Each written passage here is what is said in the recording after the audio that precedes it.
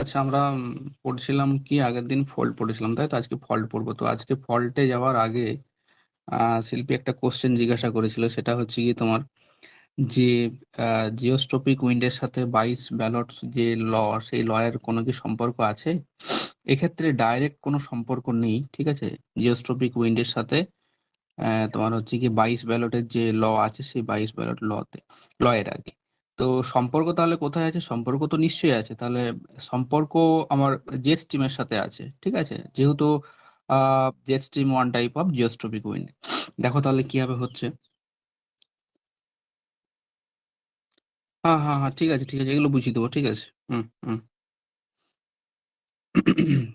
তাহলে দেখো, নর্মালি 22 ব্যালটসের ল কি বলে? নর্মালি 22 ব্যালটসের ল বলে যে যেদিকে বায়ু প্রবাহিত হচ্ছে সেই দিকে তুমি যদি, মানে উত্তর গোলার্ধের ক্ষেত্রে তুমি যদি পিছন ফিরে দাঁড়াও, ঠিক আছে, এদিক থেকে এইদিকে বায়ু প্রবাহিত হচ্ছে, ঠিক আছে, তাহলে তুমি যদি পিছন ফিরে তাকাও, মানে এই দিকে তাকিয়ে তুমি এখানে দাঁড়িয়ে আছো, ঠিক আছে, এখানে দাঁড়িয়ে আছো এইদিকে মুখ করে, তাহলে তোমার বাঁ দিক কোন দিকটা হবে? এই দিকটা লেফট দিয়ে তোমার বাঁ দিক হবে, আর এদিকটা হবে ডান দিক। তাহলে 22 ব্যালট কি বলছেন? যে উত্তর গোলার্ধে বায়ুর অভিমুখে যদি তুমি পিছন ফিরে তাকাও, মানে বায়ু এদিক থেকে প্রবাহিত হচ্ছে, তুমি এদিকে পিছন ফিরে দাঁড়ালে এদিকে সামনের দিকে মুখ করে, তাহলে তোমার যে দিকটা বাঁ দিক থাকবে, এদিকে বাঁ দিকে কি থাকবে? বাঁ দিকে লো প্রেসার থাকবে। এবং ডান দিকে কি থাকবে? ডান দিকে থাকবে হাই প্রেসার। এখন এই লো প্রেসার এবং হাই প্রেসার কিভাবে আমাদের জিওস্ট্রপিক উইন্ড বা হচ্ছে গিয়ে জেট স্ট্রিমকে কিভাবে প্রভাবিত করে, বা জেট স্ট্রিম কিভাবে এটির দ্বারা আমাদের সারফেসের যে তোমার উইন্ড সিস্টেম আছে বা ওয়েদার আছে, সেই ওয়েদারকে কিভাবে প্রভাবিত করছে, সেটা একটু আমরা দেখবো, ঠিক আছে? তাহলে জেট স্ট্রিম আমাদের কিরকম প্রবাহিত হয়? ইন্ডেক্স সাইকেলে আমরা দেখেছি জেট স্ট্রিম এইভাবে আঁকা বাঁকা পথে, এইভাবে আঁকা বাঁকা পথে প্রবাহিত হয়, ঠিক আছে?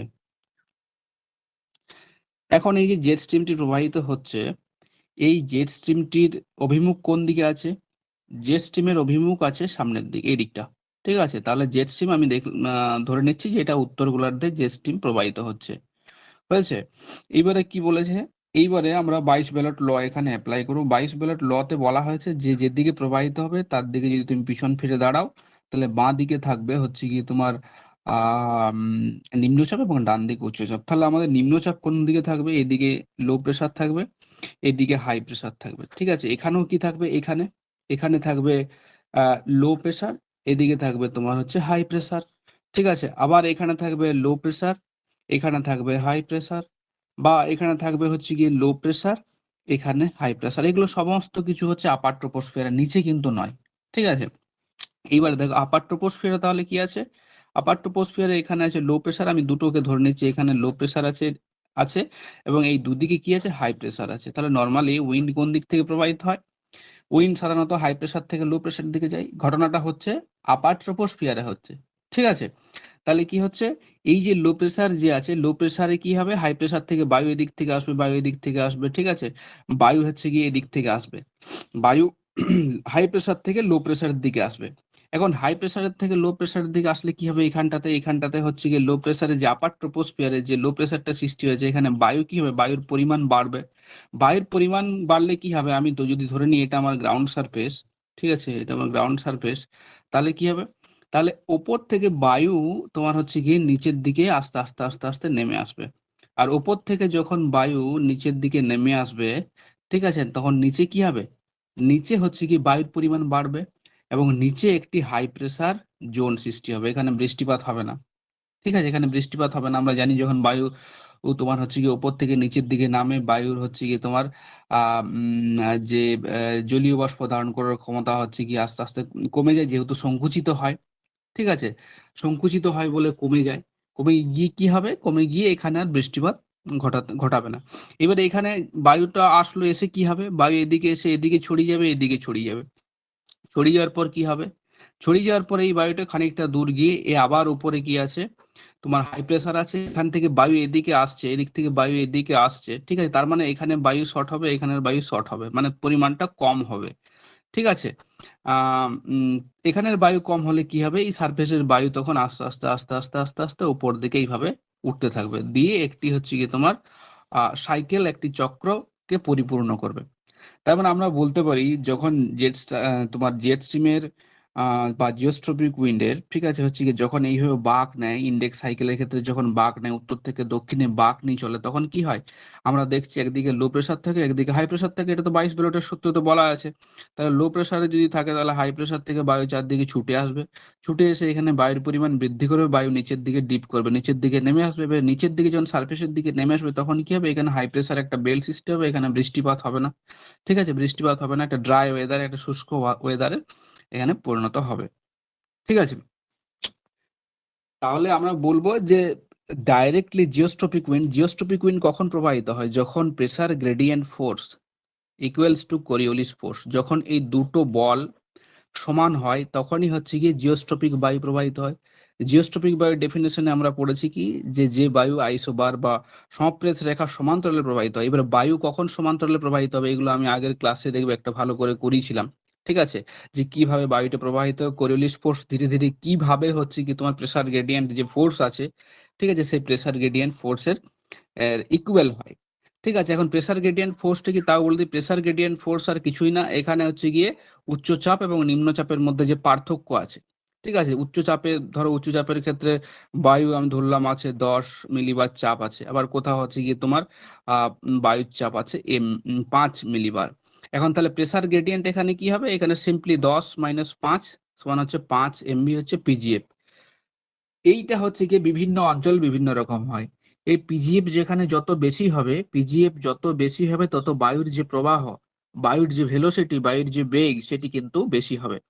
তাহলে পিজিএফ কিছুই না, পিজিএফ হচ্ছে গিয়ে তোমার হাই প্রেসার এবং লো প্রেসারের মধ্যে যে ডিফারেন্স, সেটাকে বলা হয় প্রেসার গ্রেডিয়েন্ট ফোর্স। ঠিক আছে, এই প্রেসার গ্রেডিয়েন্ট ফোর্স যেখানে কোরিওলিস বলের সাথে সমান হয়ে যাবে, ঠিক আছে, তখনই হচ্ছে কি, তখনই বায়ুটা সোজা পথে চলতে থাকবে। ঠিক আছে, বায়ুটা কি হবে? বায়ুটা এইভাবে সোজা পথে চলতে থাকবে। ঠিক আছে, এবারে কিভাবে সোজা পথে চলতে থাকে এটা আজকে আমি আলোচনা করছি না। দেখবে এটা জেট স্ট্রিম বলে একটি ইয়ে আছে, তোমার হচ্ছে গিয়ে ক্লাস আছে, সেই জেট স্ট্রিমের ক্লাসটি দেখে নেবে। ওখানে তোমাদের যা যা কোশ্চেন আছে, আশা করি সেই সমস্ত কিছু কোশ্চেনের আনসার পেয়ে যাবে। ঠিক আছে, তো যাই হোক, আমরা চলে যাবো পরের টপিকে। আমরা যেটা শুরু করেছিলাম, যে সমস্ত বিষয়গুলো যেগুলো থেকে কোশ্চেন আসে, সেগুলো আমরা আলোচনা করছিলাম। তার মধ্যে আজকে আছে ফল্ট। আমরা আগেই বলেছিলাম যে আমরা টোটালি সম্পূর্ণভাবে এগুলো আলোচনা করেছি। ঠিক আছে, এগুলোর থেকে কোথা থেকে কোশ্চেন আসতে পারে, কি রকম টেন্ডেন্সি, সেগুলো ধরেই আমরা কিন্তু আলোচনা করব। ঠিক আছে, পুরোপুরি যেরকম ক্লাস হয় সেরকম ক্লাস কিন্তু হবে না। ঠিক আছে, ফল্ট দেখো,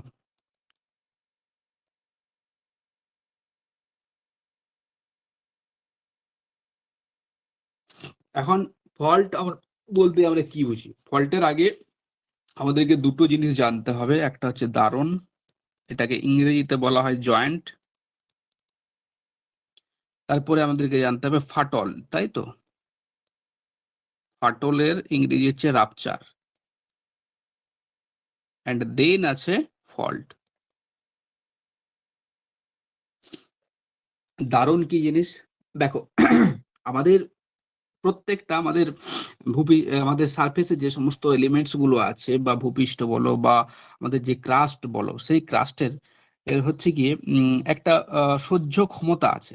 ঠিক আছে, স্ট্রেচেবিলিটি আছে। আমরা বলতে পারি প্রত্যেকটা জিনিসের একটা স্ট্রেচেবিলিটি থাকে। একটা লিমিট পর্যন্ত সেই বস্তুটা বা অবজেক্টটা স্ট্রেচ হয়, তারপরে কি হয়? তারপরে ওই স্ট্রেচ এর যে মাত্রা, সেই মাত্রা সহ্য করতে না পেরে একটি নির্দিষ্ট জায়গাতে, যেখানে নরম আছে, সেখানে ওটা ব্রেক হয়ে যেতে পারে বা ভেঙে যেতে পারে। এখন তাহলে এই যে চুক্তিটা হচ্ছে কি কিভাবে?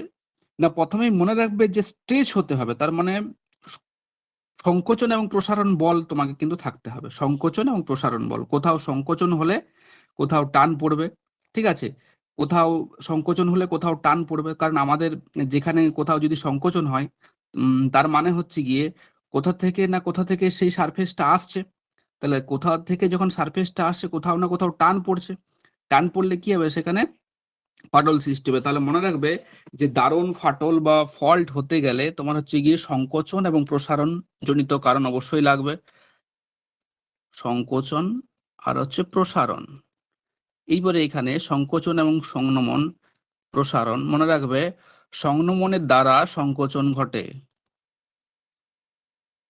সংনমনের দ্বারা সংকোচন ঘটে, দুটো একে অপরের পরিপূরক। ঠিক আছে, তাহলে সংনমনের ফলে কি হচ্ছে, সংনমনের ফলে সংকোচন হচ্ছে। এবার কোথাও যদি সংকোচন হয়, এটা যদি আমি সংকোচন পাতাটাকে এইভাবে সংকুচিত করি, তাহলে এই দুই সাইডে কি হবে, এই দুই সাইড এবং এখানে কি হবে, এখানে টান পড়বে। তাহলে এইদিকে যদি টান পড়ে, এই সাইডে যদি টান পড়ে, তখন কি হবে, এই পাতাটা ফেটে যাবে। প্রত্যেকটা অবজেক্টের ক্ষেত্রেই বা প্রত্যেকটা বস্তুর ক্ষেত্রে এই জিনিসটি কিন্তু হয়ে থাকে। ঠিক আছে, তাহলে মনে রাখবে যে এই যে দারণ, ফাটল, ফল্ট, এগুলো কি কারণে বা কোন আলোড়নের জন্য হয়ে থাকে। মনে রাখবে এক্ষেত্রে গিরিজনী আমরা যদি বলি, সংকোচন কোথায় হয়, গিরিজনী আলোড়নের ফলে। এবং কিছু কিছু সময় মহীভাবক যে আলোড়ন, মহীভাবক আলোড়নের ফলেও কিন্তু এগুলো হয়ে থাকে। তাহলে আমি তোমাদেরকে বলেছিলাম যে পরীক্ষাতে যদি কোশ্চেন আসে যে চুক্তি কিসের ফলে সৃষ্টি হয় বা চুক্তি কোন বলের ফলে সৃষ্টি হয়, এরকম যদি কোশ্চেন থাকে যেখানে শুধুমাত্র গিরিজনী, মহীভাবক, ঠিক আছে, সিঙ্গেল সিঙ্গেল অপশনে থাকে, তখন তোমরা কি করবে, তখন কিন্তু তোমরা মহীভাবক করবে। ঠিক আছে, মহীভাবক আলোড়ন করবে। মনে করো দিয়েছে যে ফাটল বা দারণ সৃষ্টির জন্য কোন বল দায়ী, 1 নম্বরে দিয়েছে গিরিজনী, 2 নম্বরে দিয়েছে মহীভাবক, 3 নম্বরে আরো দিয়েছে। ঠিক আছে, ওগুলোর সাথে কোনো সম্পর্ক নেই, তখন তোমরা করবে কিন্তু মহীভাবক। এখন যদি তোমাদেরকে অপশনে দিয়ে দেয় যে এরকম 1 দিল গিরিজনী, 2 মহীভাবক, 3 কি দিল, 3 1 ও 2 দিল, তখন তোমরা কি করবে, তখন কিন্তু তোমাদেরকে করতে হবে এটা 1 এবং 2 গিরিজনী এবং মহীভাবক আলোড়ন। কিন্তু আসল যে কারণে সৃষ্টি হচ্ছে সেটা কি, সেটা হচ্ছে গিয়ে মনে রাখবে এই যে সংকোচনের ফলে, সরি সংনমনের ফলে যে সংকোচন হচ্ছে, সেই সংকোচনের ফলে কোথাও টান সৃষ্টি হচ্ছে। ঠিক আছে, এবারে এই যে সংকোচন এবং সংনমন সেটা বিভিন্ন কারণেও হতে পারে, মহীভাবক আলোড়নের কারণেও হতে পারে, আবার গিরিজনী আলোড়নের ফলেও হতে পারে। তাহলে কোথাও টান বা টেনশনাল ফোর্সের সৃষ্টি হচ্ছে, সেই টানের ফলেই কিন্তু তোমার এই যে দারণ, ফাটল বা ফল্ট এগুলো হচ্ছে। ঠিক আছে, তাহলে আমরা কোথায় ছিলাম, তাহলে আমরা ছিলাম দারণে। দারণ কি জিনিস না, বলবে এখানে যে ভূয়ালোড়নের ফলে, এগুলো প্রত্যেকটা মহীভাবক বা গিরিজনী আলোড়ন, এটাকে আমরা ভূ আলোড়ন বলতে পারি। তাহলে ভূ আলোড়নের ফলে সংকোচন এবং প্রসারণ জনিত কারণে কি হচ্ছে, শিলাস্তরে একটা অসমপীড়নের সৃষ্টি হয়। সেই অসমপীড়নের ফলে যে সরু ফাটলের সৃষ্টি হয়। তাহলে আমরা কি বলছি, যে ছোট্ট একটা শিলাস্তর আছে, এই শিলাস্তরে কি হলো, এই শিলাস্তরে একটি এইভাবে তোমার হচ্ছে গিয়ে সরু ফাটলের সৃষ্টি হলো, তাকে আমরা কি বলবো, তাকে আমরা বলবো দারণ বা জয়েন্ট, তাকে আমরা বলবো দারণ বা হচ্ছে কি জয়েন্ট। ঠিক আছে, এখন এই জয়েন্ট থেকে কি হবে, এই জয়েন্ট থেকে রাপচার সৃষ্টি হবে। পরবর্তীকালে যদি তোমার হচ্ছে গিয়ে শিলাস্তরের অল্প ডিসপ্লেসমেন্ট হয়, ঠিক আছে, কৌণিক বিচ্যুতি নয় কিন্তু শিলাস্তরের যদি ডিসপ্লেসমেন্ট হয়, ঠিক আছে, তখন তখন সেটাকে আমরা বলবো ফাটল। তার মানে হচ্ছে কি এটা যদি একটু বড় হয়ে যায়, এই জয়েন্টটা একটু বড় হয়ে যায়, তখন আমরা কি বলবো, তাহলে ফাটল বলবো। জয়েন্টটা যদি একটু বড় হয়ে, তখন থেকে ফাটল বলবো। এখন ফল্ট কখন বলবো, না ফল্ট বলবো যখন এই দুটো শিলাস্তর আছে, এই দুটো শিলাস্তরে যখন কৌণিক, এবং সেটা উলম্বভাবে হতে পারে, অনুভূমিক ভাবে হতে পারে, ঠিক আছে, কৌণিক স্থানচ্যুতি ঘটে বা শিলাস্তরের উলম্ব বা অনুভূমিক সরণ ঘটে। তাহলে চ্যুতির ক্ষেত্রে আমরা কি করছি, না চ্যুতির ক্ষেত্রে যদি শিলাস্তরের কৌণিক কৌণিক কি হচ্ছে, কৌণিক স্থানচ্যুতি হচ্ছে, তখন আমরা বলছি চ্যুতি। আর 2 নম্বরে কি বলতে পারে, যদি শিলাস্তরের উলম্ব, অনুভূমিক সরণ ঘটে। এবং সরণটা ঘটবে কোথা বরাবর, সরণটা ঘটবে এই যে যে ফাটল সৃষ্টি হয়েছে সেই ফাটল বরাবর কিন্তু সরণ ঘটবে। তার মানে এই যেখানে ভাগ হয়েছে শিলাস্তরটা বা যেখানে ফাটলটা সৃষ্টি হয়েছে, সেই ফাটল দ্বারা যখন এই শিলাস্তরটা উপরে উঠে যাবে বা এই শিলাস্তরটা নিচের দিকে নেমে যাবে, তখনই কিন্তু তোমার, আমরা তাকে বলবো ফল্ট। ঠিক আছে, সেটা উলম্বভাবে হতে পারে, সেটা অনুভূমিকভাবে এদিকে সরে আসতে পারে, সেটা উপর দিকে সরে যেতে পারে, অথবা কি, অথবা কৌণিক স্থানচ্যুতি, মানে কত ডিগ্রি কোণে সেটা সরে গেছে বা ডিসপ্লেসমেন্ট হয়েছে, তখন আমরা সেটাকে বলতে পারি চ্যুতি। ঠিক আছে, তাহলে চ্যুতি সৃষ্টির কারণ কি যদি তোমাদেরকে বলা হয়, তোমরা বলবে স্যার গিরিজনী এবং মহীভাবক আলোড়নের ফলে চ্যুতির সৃষ্টি হলেও মূলত গিরিজনী আলোড়নের ফলে যে সংনমন, যে বল সৃষ্টি হয়, তার ফলে কোথাও সংকোচন হয়, তাই তো, এবং কোথাও টানের সৃষ্টি হয়, সেই টানের ফলে টেনশনাল ফোর্স, ঠিক আছে, সেই টানের ফলে যদি আসল, যদি অরিজিনালি দেখো টান পড়ছে, টান পড়লেই তো শিলায় ফাটল সৃষ্টি হয়, টানের ফলে শিলাস্তরে ফাটল, দারণ বা চ্যুতির সৃষ্টি হয়। ঠিক আছে, এইবারে দেখো আর আসবো যে চ্যুতির বিভিন্ন অংশ যেগুলো কিন্তু পরীক্ষাতে আসে। ঠিক আছে, তাহলে আমরা যদি দেখি চ্যুতির বিভিন্ন অংশগুলো কি কি হবে, দেখো চ্যুতির বিভিন্ন উপাদানও একে বলা হয়, বা একটি চ্যুতির বিভিন্ন উপাদান।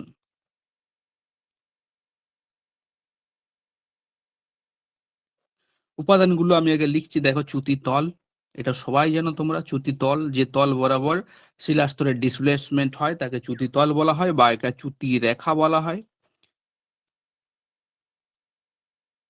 2 নম্বরে কি, 2 নম্বরে অধস্তূপ। এই দুটো গুলি ফেলবে না, অধস্তূপ আর হচ্ছে ঊর্ধ্বস্তূপ, এখান থেকে কোশ্চেন আসে। বা এটাকে বলা হয় পাদমূল প্রাচীর, এটা ইংরেজিতে বলা হয় পাদমূল প্রাচীর। ফুটওয়াল সাইড বলা হয়, পাদমূল প্রাচীর ফুটওয়াল সাইড। তারপরে আছে গিয়ে 3 হচ্ছে গিয়ে তোমার ঊর্ধ্বস্তূপ, ঊর্ধ্বস্তূপ বা হচ্ছে গিয়ে তোমার ঝুলন্ত প্রাচীর।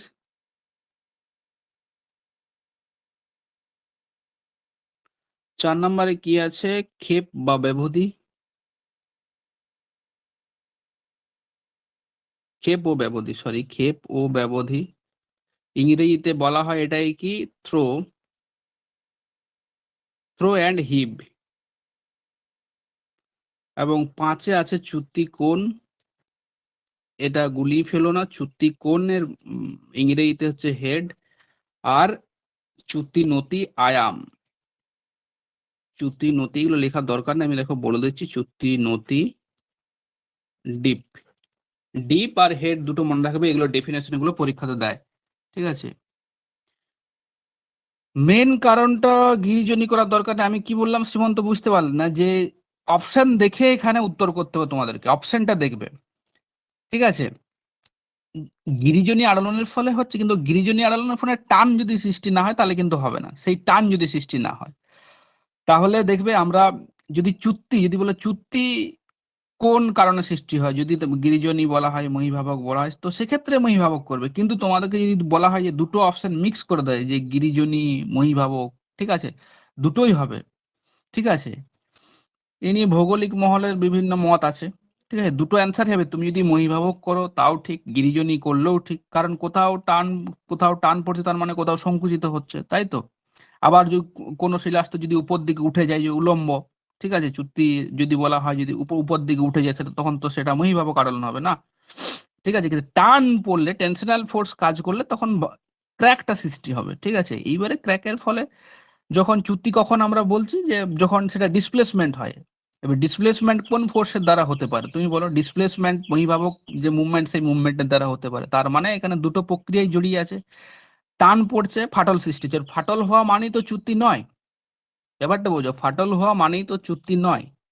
ফাটল হওয়ার পর তাকে ডিসপ্লেসমেন্ট হতে হবে, সেটা উলম্ব হোক, সেটা তির্যক ভাবে হোক, বা সেটা হচ্ছে কি তোমার কোনো কৌণিক অ্যাঙ্গেলে হোক, তাকে ডিসপ্লেসমেন্ট হতেই হবে। ডিসপ্লেসমেন্ট না হওয়া অবধি তাকে আমরা ফল্ট বলতে পারি না। তাহলে ডিসপ্লেসমেন্ট হবে কিভাবে, হয় মহীভাবক আন্দোলনের ফলে হবে, নাহলে অন্য কোনো ফার্দার ওয়েতে হবে। ঠিক আছে, সুতরাং মনে রাখবে যে চ্যুতি সৃষ্টির জন্য কিন্তু দুটো ফোর্সই দায়ী। এবার তোমাকে অপশন দেখে কিন্তু উত্তর করতে হবে। ঠিক ঠিক ঠিক আছে, হ্যাঁ। তাহলে দেখো, এগুলো হচ্ছে গিয়ে তোমার প্রধান উপাদান, একটি চ্যুতির প্রধান উপাদান। ঠিক আছে, এখন চ্যুতি তল কি, চ্যুতি তল এবং চ্যুতি রেখা কি, না যে তল বরাবর শিলাস্তরের সরণ ঘটে। এবারে যদি ছবি আঁকি আমি একটা, তাহলে বুঝতে হবে ব্যাপারটা। দেখো,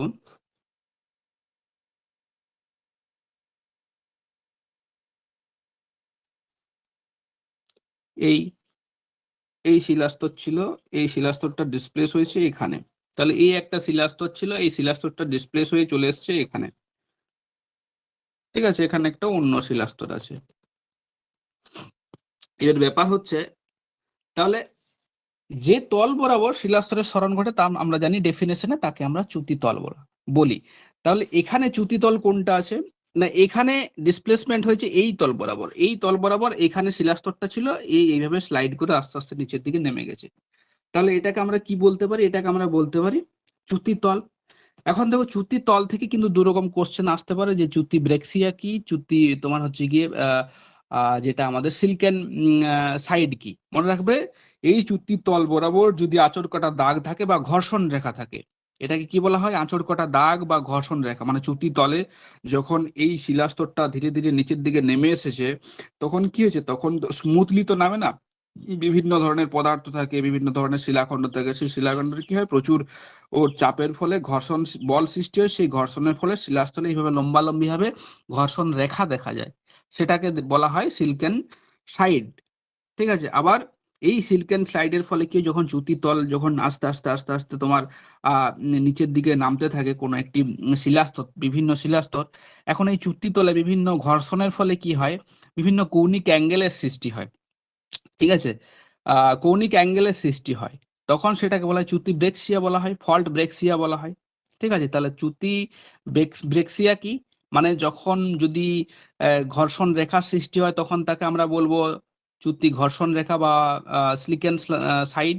আর একটা হচ্ছে গিয়ে চ্যুতি যখন চ্যুতির এই চ্যুতি তল বরাবর যদি কোণের সৃষ্টি হয় বিভিন্ন ঘর্ষণ বলের ফলে, তখন সেটাকে বলা হচ্ছে চ্যুতি ব্রেক্সিয়া। ঠিক আছে।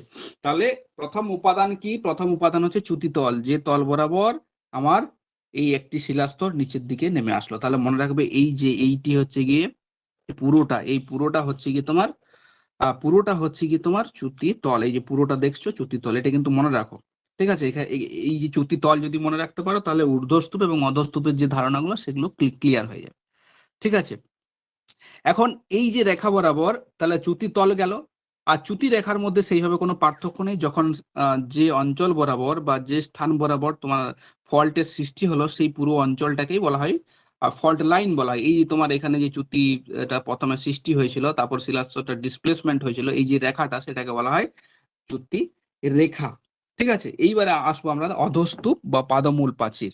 ঠিক আছে। কি আছে? অধস্তূপ বা পাদমূল প্রাচীর, ফুটওয়াল সাইড। এক্ষেত্রে মনে রাখবে যে চ্যুতিতল কোনটা আছে, এটা চ্যুতিতল। ঠিক আছে। এটা চ্যুতিতল। আমি যদি এটাকে এইভাবে ইন্ডিকেট করে দিই, এটা হচ্ছে গিয়ে চ্যুতিতল। ঠিক আছে। এখন এই যে চ্যুতিতল, চ্যুতিতলের এই যে চ্যুতিতল, চ্যুতিতলের লাস্ট সীমা এটা, এদিকেও আছে এটা। বলছে চ্যুতিতলের নিচের দিকের যে অংশটি থাকবে, ঠিক আছে, চ্যুতিতলের নিচের দিকের যে অংশটি থাকবে, তখন সেটাকে বলা হচ্ছে ফুটওয়াল সাইড। মানে ওই জুতোর মতো দেখতে কিছুটা হয়, তার জন্য একে ফুটওয়াল সাইড বলা হয় ইংরেজিতে। এই দিকটা অনেকটা জুতোর মতো দেখতে হয়। এটা কিন্তু মনে রাখবে, যে ফুটওয়াল যে সাইডটা থাকবে বা অধস্তূপ বলা হয় বাংলাতে একে, এই অধস্তূপ কিন্তু ফিক্সড, এই কিন্তু নড়াচড়া করে না। ঠিক আছে। মনে রাখবে। তাহলে অধস্তূপ কোনটা হচ্ছে বা ফুটওয়াল সাইড কোনটা হচ্ছে? চ্যুতিতল আছে, চ্যুতিতল। এই যে যদি আমি চ্যুতিতল এইভাবে করি, তাহলে এই রেখাটার উপরের দিক কোন দিকটা? এই দিকটা উপর দিক, এই দিকটা নিচের দিক। তাহলে এইটা আমি ধরে নিলাম যদি চ্যুতিতল হয়, চ্যুতিতলের নিচের দিকের যে অংশটি, একে আমরা কি বলবো? একে আমরা বলবো অধস্তূপ। ঠিক আছে। তার মানে এই নিচের দিকের যে অংশটি থাকবে, তাকে আমরা বলবো অধস্তূপ। এবং উপরের দিকের অংশটি, উপর দিকের মানে কোনটি? এইটি। ঠিক আছে। এটা নিচের দিকে নেমে গেছে, এই অংশটি কি? এটা আমাদের হচ্ছে কি ঊর্ধ্বস্তূপ, বা একে বলা হয় ঝুলন্ত প্রাচীর।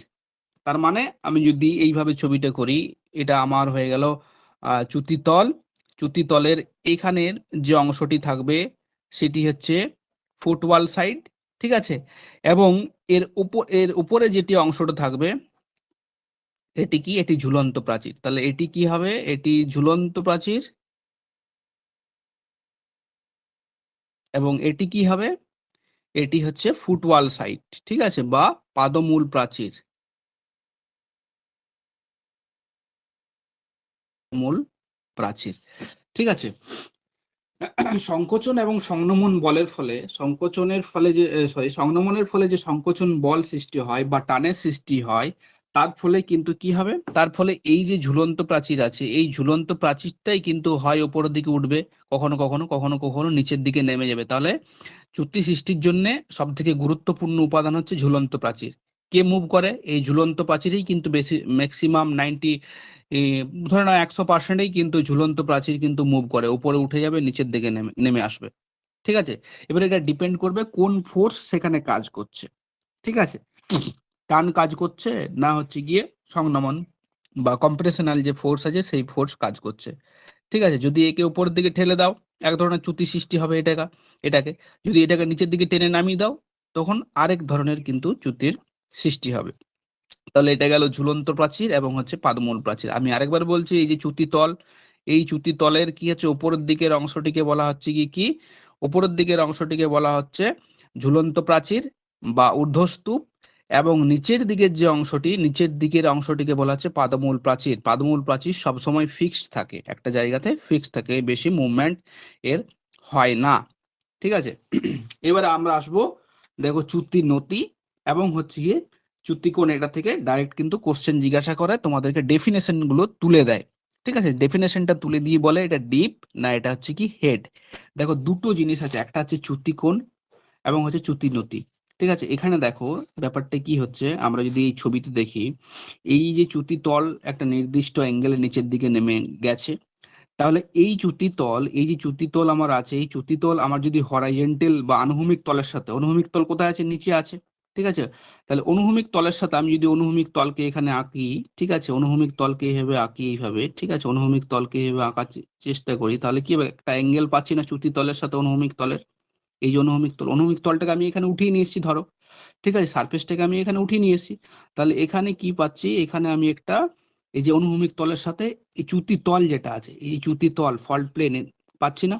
ঠিক আছে, ফল্ট প্লেনে একটা অ্যাঙ্গেল পাচ্ছি, এটাকে কি বলা হয়, এটাকে চ্যুতি তলের নতি বলা হয়। তাহলে চ্যুতি তলের নতি কি জিনিস না, চ্যুতি তলের নতি তোমরা বলবে যে স্যার চ্যুতি তল অনুভূমিক তলের সাপেক্ষে, চ্যুতি তল অনুভূমিক তলের সাপেক্ষে যে কোনটা করছে, অ্যাঙ্গেলটা করছে, তাকে আমরা চ্যুতি চ্যুতির নতি বলছি। আরেকটি দেখো, যদি আমি উলম্ব এইভাবে একটি দাগ টানি, উলম্ব দাগ টানি, তাহলে আমরা এখানে একটি কোণ পাচ্ছি না, তার মানে এটির একটি পরিপূরক কোণ পাচ্ছি না, একটি কোণ পাচ্ছি না। চ্যুতি তলের নিচের দিকের থেকে যদি আমরা উলম্ব একটি দাগ টানি, ঠিক আছে, অনুভূমিক লাইন, সরি উলম্ব লাইন টানি, কার সাপেক্ষে, অনুভূমিক তলের সাপেক্ষে, তাহলে এখানে আরেকটি কোণ পাচ্ছি না, এই কোণটি পাচ্ছি না, এই কোণটিকে কি বলা হয়, এই কোণটিকে বলা হয় চ্যুতি কোণ। তার মানে উলম্ব তলের সঙ্গে, উলম্ব তলের সঙ্গে চ্যুতি তল, এই যে তোমার চ্যুতি তলটা আছে, সেই চ্যুতি তল যে কোণ করে হেলে থাকে তাকে কি বলা হয়, তাকে কি বলা হয়, তাকে চ্যুতি কোণ বলা হয়। তাহলে উলম্ব তলের সঙ্গে চ্যুতি তল, এই যে চ্যুতি তল যে কোণ করে আছে তাকে বলা হয় চ্যুতি কোণ। এখন এটা 30 ডিগ্রি হলো, টোটালটা কত হবে, এটা এটা টোটালটা কত হবে, এটা যদি হরাই যে টোটালটা কত, 90 ডিগ্রি হবে, সিম্পলি বের করতে পারবে। তাহলে এটা কি, এটা ডিপ, এটা চ্যুতি নতি, এবং এটা কি, এটা চ্যুতি কোণ। তাহলে এটা কি হবে, এটা চ্যুতি কোণ বা হেড, আর এটা নতি। টোটালটা কত হবে না, টোটালটা হবে 90 ডিগ্রি, টোটালটা 90 ডিগ্রি, তো টোটালটা 90 ডিগ্রি। তাহলে এখন যদি বলে যদি চ্যুতি নতি 30 ডিগ্রি হয়, তাহলে বাকি চ্যুতি কোণ সেখানে কত হবে, মাইনাস করে দেবে, তাহলে 60 ডিগ্রি হবে। তার মানে একে অপরের পরিপূরক। তাহলে আমরা বলতে পারি যে চ্যুতি নতির পরিপূরক কোণ হচ্ছে, মানে অন্যভাবে যদি বলা যায়, চ্যুতি নতির চ্যুতি নতির পরিপূরক কোণ হচ্ছে গিয়ে হেড, তাই তো, চ্যুতি নতির পরিপূরক কোণ হচ্ছে গিয়ে চ্যুতি কোণ। ঠিক আছে, তার মানে এটার সাথে এটা মাইনাস করে দিলে তোমার বেরিয়ে যাবে, 90 ডিগ্রির সাথে মাইনাস করে দিলে যে কোনো একটা কোণ আমরা কিন্তু পেয়ে যাবো। ঠিক আছে, এটা 60 ডিগ্রি হলে এটা 30 ডিগ্রি, এটা 30 ডিগ্রি হলে এটা 60 ডিগ্রি। ঠিক আছে, এটা গেল হচ্ছে গিয়ে তোমার চ্যুতি কোণ, আর হচ্ছে গিয়ে চ্যুতি নতি, বা চ্যুতি নতি দুবার লেখা হয়েছে চ্যুতি নতি। ঠিক আছে, এবার আসবো ক্ষেপ বা ব্যবধি থ্রো বা হিপ। এখন দেখো যখন ডিসপ্লেসমেন্ট হয়, দুটো শিলাস্তর যখন হচ্ছে গিয়ে কোনো একটা শিলাস্তর নিচের দিকে নেমে যায়, তখন ডিসপ্লেসমেন্টটা আমরা দু রকম ভাবে মেজার করতে পারি। একটা হচ্ছে গিয়ে হরাইজন্টালি, একটা হচ্ছে গিয়ে তোমার অনুভূমিক ভাবে। এখন দেখো এখানে কি হয়েছে, আমি এখানে দেখাচ্ছি।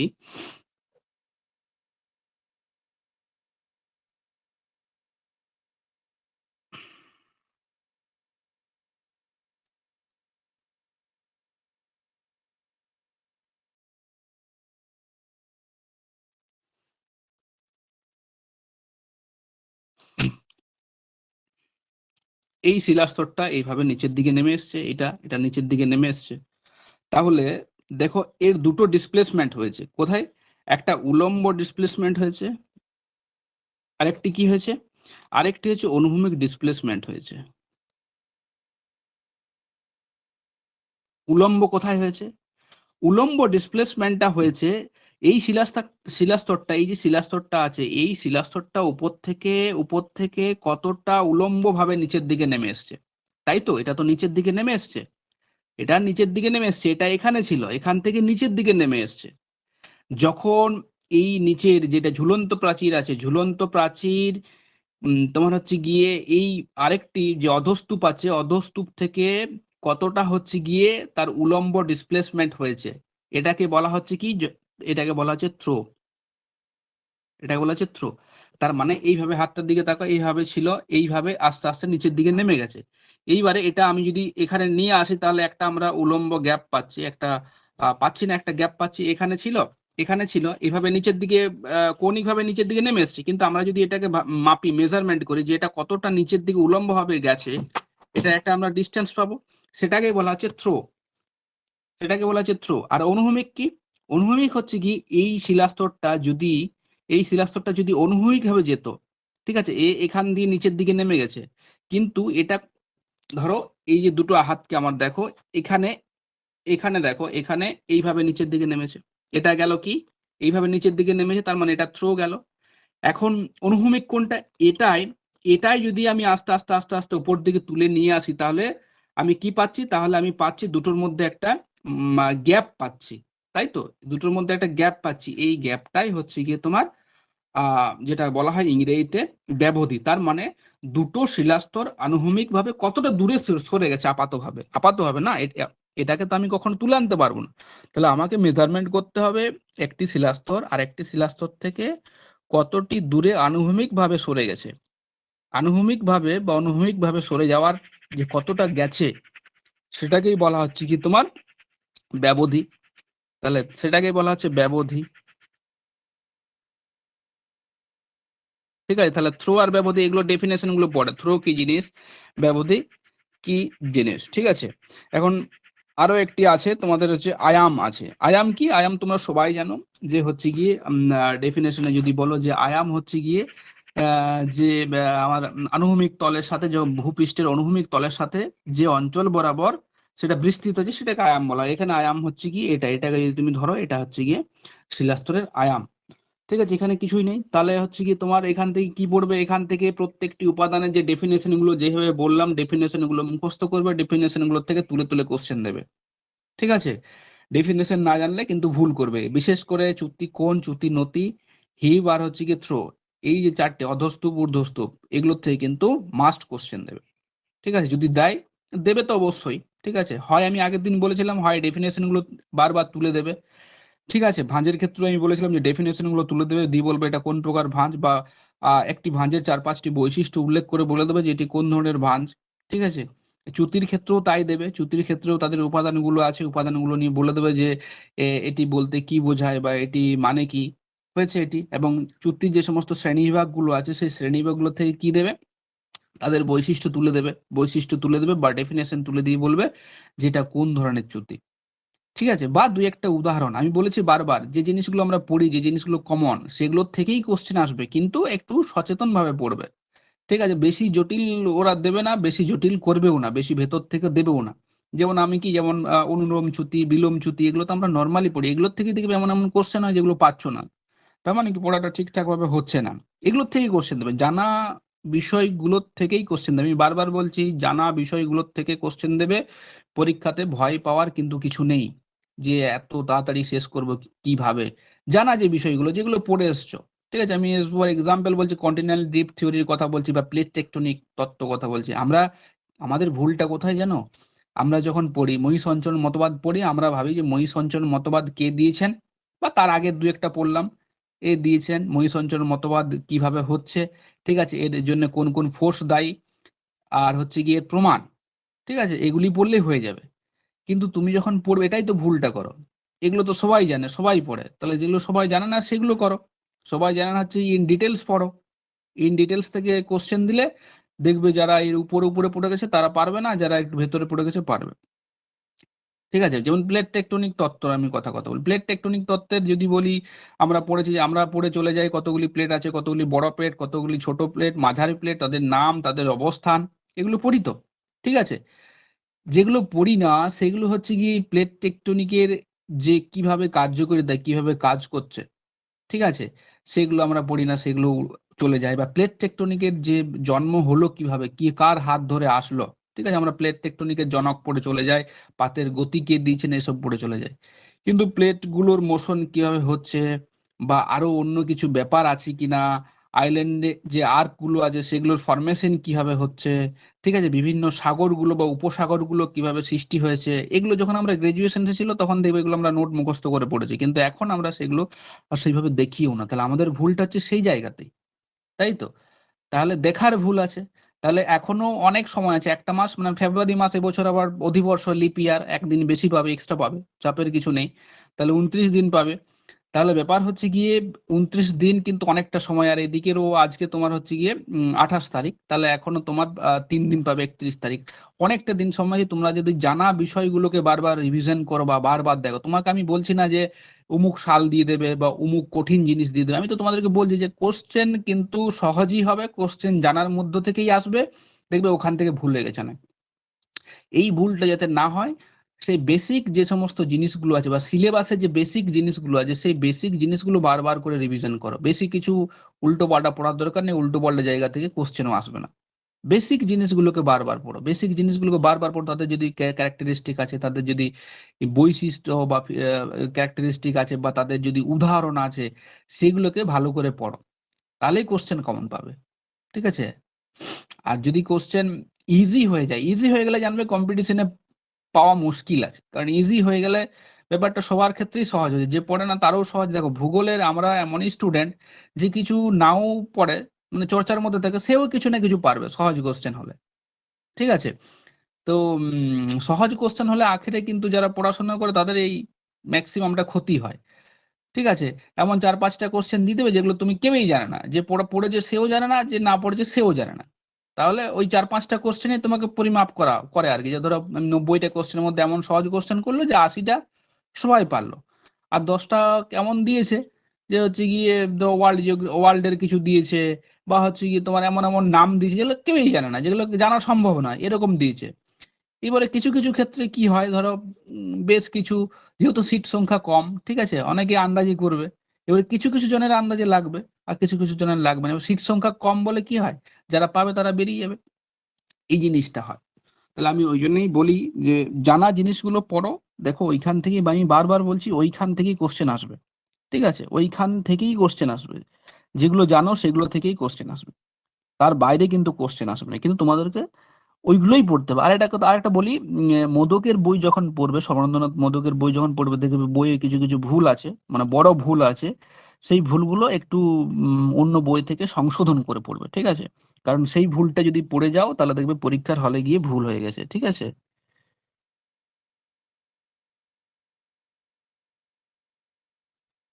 আচ্ছা, আয়ামটা শিল্পী জিজ্ঞেস করেছে। আয়ামটা আর কিছু না। আয়ামটা হচ্ছে গিয়ে এই যে শিলাস্তরটা আছে, ধরো এই শিলাস্তরটা আহ আমার হচ্ছে গিয়ে অনুভূমিক যে আমার তল আছে সেই তলের যে অঞ্চল বরাবর বিস্তৃত থাকে সেটাই আয়াম বলা হয়।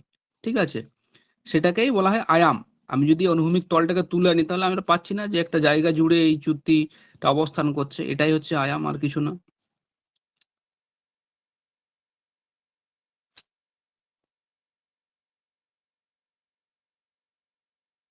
এটা যন্ত্রের সাহায্যে তোমার মনে রাখবে চুক্তি তলের যে নতি সেই নতি পরিমাপ করা হয়। ঠিক আছে? ডেফিনেশনে যদি আমরা আয়ামের ডেফিনেশন বলি তাহলে কি হবে না, আনুভূমিক তল স্তরায়ন তলকে, তাহলে আনুভূমিক তল, এই যে আনুভূমিক তল আমার স্তরায়ন তল আছে, এটা তো স্তরায়ন তল।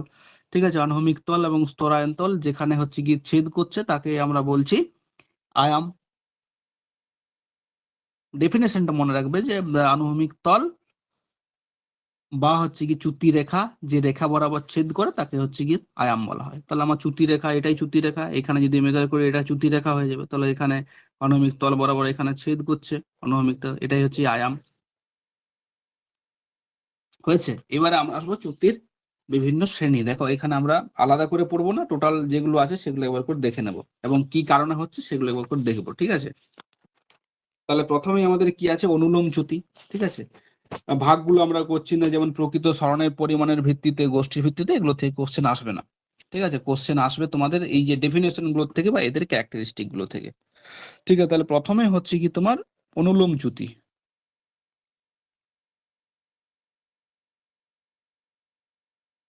বা এটাকে বলা হয় নর্মাল ফল্ট।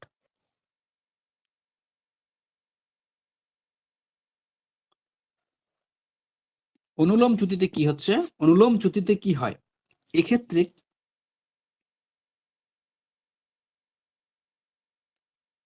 চ্যুতি তলে যে নতি নতি আছে, চ্যুতি নতি আছে, সেই চ্যুতি নতি ক্লাইনোমিটার, ঠিক আছে, বা ক্লাইনোমিটার যন্ত্রের সাহায্যে মেজারমেন্ট করা হয়, মনে রাখবে ক্লাইনোমিটার, চ্যুতি তলের নতি বা চ্যুতি নতি ক্লাইনোমিটার যন্ত্রের সাহায্যে মেজারমেন্ট করা হয়, ঠিক আছে। চ্যুতি তো মেজারমেন্ট করা হয় না, চ্যুতি তলে যে ডিসপ্লেসমেন্ট হয়েছে সেটা মেজারমেন্ট করা হয়, ঠিক আছে। দেখো অনুলোম চ্যুতিতে কি হয় মনে রাখবে, এটাকে অভিকর্ষ চ্যুতিও বলা হয়, গ্র্যাভিটি ফল্ট, অভিকর্ষজ চ্যুতি বা গ্র্যাভিটি ফল্ট। অনুলোম চ্যুতিতে কি হচ্ছে, এখানে টান, পরীক্ষাতে কোশ্চেন দিতে যে টানের ফলে কিন্তু এই ধরনের চ্যুতির সৃষ্টি হয়, টান, টান এই ধরনের চ্যুতির সৃষ্টি করে। এখন এইভাবে আছে আমার, এখানে একটা শিলাস্তর ছিল, ঠিক আছে, এখানে একটা শিলাস্তর এইভাবে নিচের দিকে নেমে গেছে, তাহলে এখানে এখানে যদি আমরা দেখি, এখানে এটা হচ্ছে কি পাদমূল প্রাচীর, কেন পাদমূল প্রাচীর, চ্যুতি তলের নিচে আছে, এটা উপরে আছে, ঠিক আছে, এটা পাদমূল প্রাচীর আছে। এখন এটা এটা কোথায় ছিল, এটা আগের যদি আমরা ছবিতে দেখি, তা আগের কি ছিল, আগে এইভাবে এইভাবে একসাথে জুড়ে ছিল, এইভাবে একসাথে জুড়ে ছিল, তাই তো, পুরো শিলাস্তরটা একসাথে জুড়ে ছিল। এখন ক্র্যাক কোথায় হয়েছে, এখানে ক্র্যাকের সৃষ্টি হয়েছে, এবং টানের সৃষ্টি হয়েছে, এদিকে টান দিয়েছে, টান দেওয়ার ফলে কি আছে, ঝুলন্ত প্রাচীর, আমি কি বলেছি, চ্যুতির ক্ষেত্রে ঊর্ধ্বস্তূপ যেটা আছে, মানে ঝুলন্ত প্রাচীর যেটা আছে, সেটাই কিন্তু কখনো উঠবে, কখনো নিচের দিকে নেমে যাবে। তাহলে এখানে টানের ফলে কি হয়েছে, এখানে টানের ফলে যে ঝুলন্ত প্রাচীর ছিল, যা ঊর্ধ্বস্তূপ ছিল, সেটা কিন্তু নিচের দিকে নেমে এসছে। তাহলে দেখো কি হচ্ছে অনুলোম চ্যুতিতে, অনুলোম চ্যুতিতে টানের ফলে যে তোমার ঝুলন্ত প্রাচীর আছে, সেই ঝুলন্ত প্রাচীর নিচের দিকে নেমে আসছে, নিচের দিকে নেমে তোমার যে চ্যুতির সৃষ্টি করছে তাকে আমরা অনুলোম চ্যুতি বলি, ঠিক আছে। কারণটা কি, কারণটা হচ্ছে কি টানের ফলে, এস রে কম্পাস, ঠিক, এস রে, আমার সেই মুহূর্তে মনে পড়েনি, এস রে কম্পাসের সাহায্যে কিন্তু মাপা হয়, ঠিক আছে। তাহলে অনুলোম চ্যুতিতে কি হয়, অনুলোম চ্যুতিতে আমরা দেখছি ডেফিনেশন গুলো বারবার বলছি, যে এখানে টানের ফলে উপরে যে ঝুলন্ত প্রাচীর আছে, সেই ঝুলন্ত প্রাচীর নিচের দিকে এক্ষেত্রে নেমে যায়, ঠিক আছে। তাহলে এক্ষেত্রে দেখো দুটো শিলাস্তরের মুভ কিন্তু দুদিকে হচ্ছে, এটাও কিন্তু কোশ্চেন।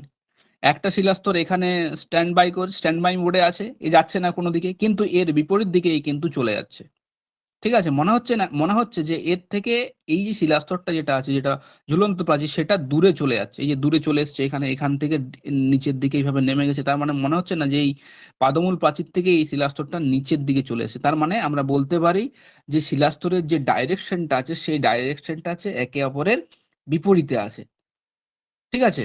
তার মানে শিলাস্তরের মুভমেন্ট কোন দিকে হচ্ছে, শিলাস্তরের মুভমেন্ট কিন্তু একে অপরের বিপরীত দিকে হচ্ছে।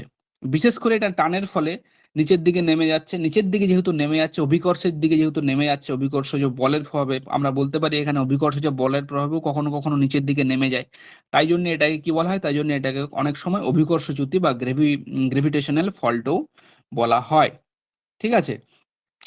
এখানে কি আরেকটা জিনিস পড়বে না, এই চ্যুতিতে পড়বে যে এখানে যে চ্যুতির যে ডিপ, সরি চ্যুতির যে ডিপ আছে, মানে নতি আছে, আহ, নতির যে পরিমাণ এবং যে চ্যুতি কোণ এবং ব্যবধির পরিমাণের থেকে বেশি হয়, মনে রাখবে কি হচ্ছে না, এই চ্যুতিতে চ্যুতির নতি, চ্যুতির নতি মানে ডিপ, ডিপের যে পরিমাণটা থাকবে সেটা কি, চ্যুতির নতি যে কোণ আছে, কোণের থেকে বেশি হবে, ঠিক আছে, কোণের থেকে বেশি হবে। এখানে কি হবে, এখানে বুঝতে পারছো ব্যাপারটা কি হয়েছে, এইভাবে যদি নিচের দিকে নামে, এইভাবে নিচের দিকে নামে, তাহলে এক্ষেত্রে এই যে হচ্ছে চ্যুতি তল, ঠিক আছে, এটা যদি অনুভূমিক তল হয়, এটা হচ্ছে গিয়ে কি চ্যুতি নতি, আর এটা কি, এটাকে বলা হয় হিব, তাহলে সবসময় এটা কিন্তু বেশি হবে, এক্ষেত্রে অনুলোম চ্যুতিতে তোমার যে চ্যুতির যে নতি, সেই নতি কিন্তু হিবের থেকে বেশি হবে, ব্যাস।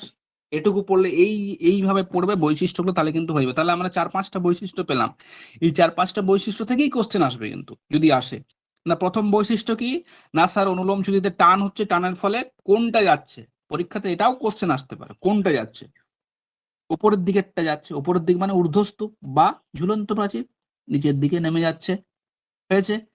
এটাকে যেহেতু নিচের দিকে কখনো কখনো অভিকর্ষের টানে নেমে যায়, ওই জন্য অভিকর্ষজ একে বলা হয়, ফল্ট বলা হয়। শিলাস্তরের একে অপরের কিসে যাচ্ছে, বিপরীতে যাচ্ছে, তাই না? এখানে একটা আছে, এখানে একটা আছে, বিপরীত দিকে চলে গেল।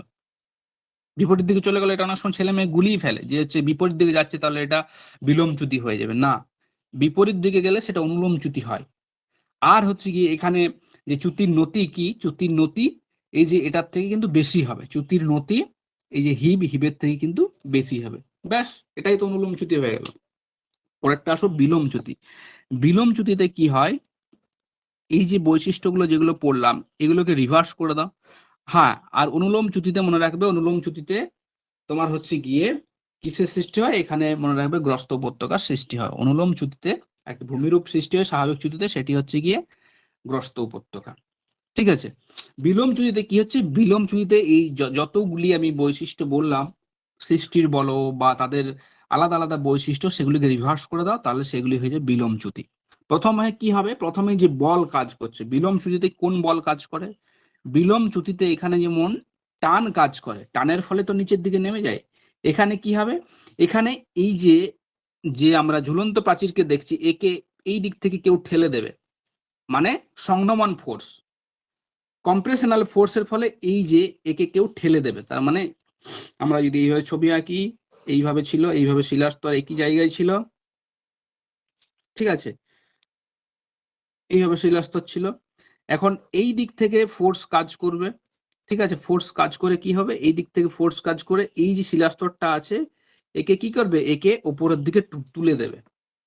এখান থেকে কি সংকোচনকারী বল বা সংনমনকারী বল, সংনমনের ফলে সংকোচন, তাহলে সংনমনকারী বল একে ঠেলবে, ঠেললে কি হবে, এ উপরের দিকে এগিয়ে আসবে, এ উপরের দিকে এগিয়ে আসলে কি হবে, এরকম থাকবে, এটা হচ্ছে কি তোমার ফুটওয়াল সাইড, এবং এখানে চলে আসবে কে, ঝুলন্ত প্রাচীর।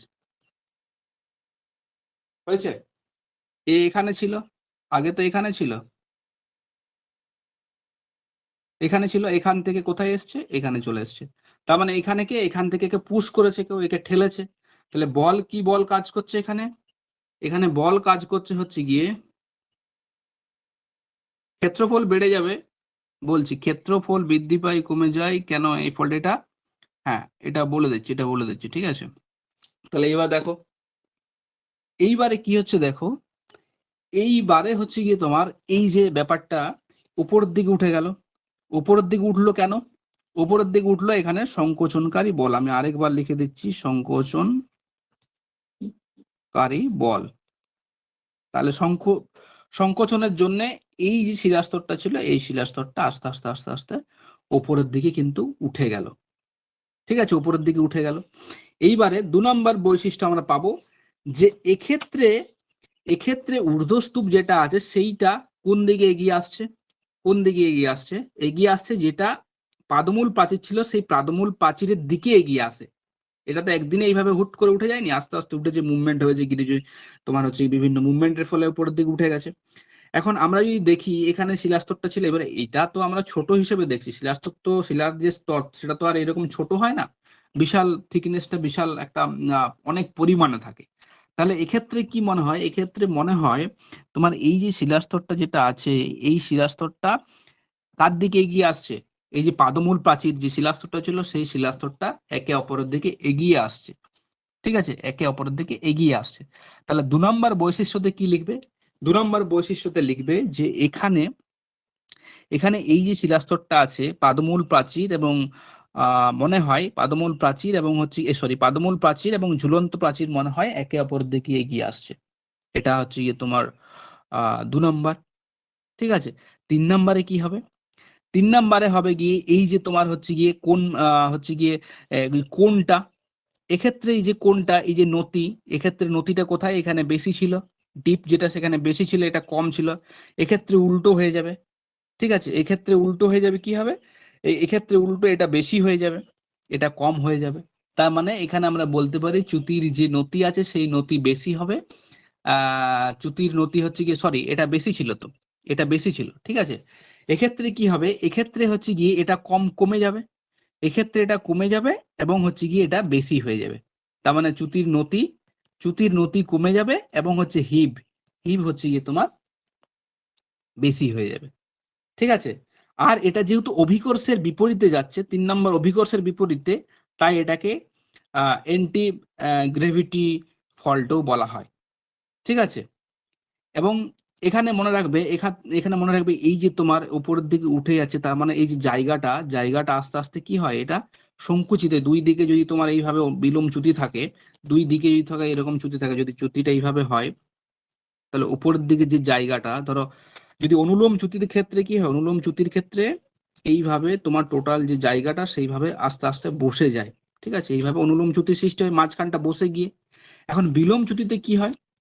তাহলে মাঝখানে তোমার হচ্ছে গিয়ে ক্ষেত্রফলটা হচ্ছে গিয়ে বৃদ্ধি পায়, যদি তোমার এইভাবে বসে যায়, তির্যকভাবে যদি কোনো জায়গা বসে যায়, তখন সেক্ষেত্রে কি হয় মনে রাখবে? তির্যকভাবে যদি সেক্ষেত্রে বসে যায়, তখন জায়গার পরিমাণটা বেড়ে যায়। অনুলোম চ্যুতিতে কি হয়? জায়গার পরিমাণটা নিচের দিকে বসে যাচ্ছে বলে বাড়ছে তির্যকভাবে। কিন্তু এক্ষেত্রে কি হয়? যে হচ্ছে গিয়ে দুটো স্তর যখন এইভাবে আস্তে, আস্তে এগিয়ে আসে, এই যে ব্যাপারটা দেখো, দুটো স্তর যখন আস্তে, আস্তে একে অপরের দিকে এগিয়ে আসছে, যে গ্যাপটা, যে জায়গাটা, সেটা কি হচ্ছে? সেটা আস্তে, আস্তে কমে যাচ্ছে। এইজন্য ক্ষেত্রফল হ্রাস বৃদ্ধির কথা আমরা বলছি। ঠিক আছে? বিলোম চ্যুতিতে কি হচ্ছে? নরমালি এই যে তোমার আস্তে, আস্তে, আস্তে, আস্তে দুটো যদি দুপাশে থাকে বিলোম চ্যুতির যে ফল্ট লাইন, তখন কি হয়? দুটো আস্তে, আস্তে এগিয়ে আসে। এগিয়ে আসলে কি হয়? মনে হবে যে জায়গাটা আস্তে, আস্তে, আস্তে, আস্তে কমে যাচ্ছে। ক্ষেত্রফলটা কমে যাচ্ছে। কিন্তু বিলোম চ্যুতিতে কি হয়? বিলোম চ্যুতিতে আস্তে, আস্তে দূরে চলে যায়। তার মানে মনে হয় জায়গার পরিমাণটা আস্তে, আস্তে বেড়ে যাচ্ছে। ঠিক আছে? তার মানে আমরা বলতে পারি যে বিলোম চ্যুতিতে মনে হবে যে ক্ষেত্রফলটা কমে গেছে, এবং অনুলোম চ্যুতিতে ক্ষেত্রফলটা আস্তে, আস্তে বৃদ্ধি পাচ্ছে। বিলোম চ্যুতিতে আরো একটা জিনিস মনে রাখবে, যে এখানে যেহেতু এইভাবে উপরের দিকে উঠে যায়, সেহেতু এখানে কিন্তু ধসের প্রবণতা বা টেনডেন্সি বেশি থাকে। এখানে খাড়া স্কার্প বা খাড়া ভৃগুর সৃষ্টি করবে।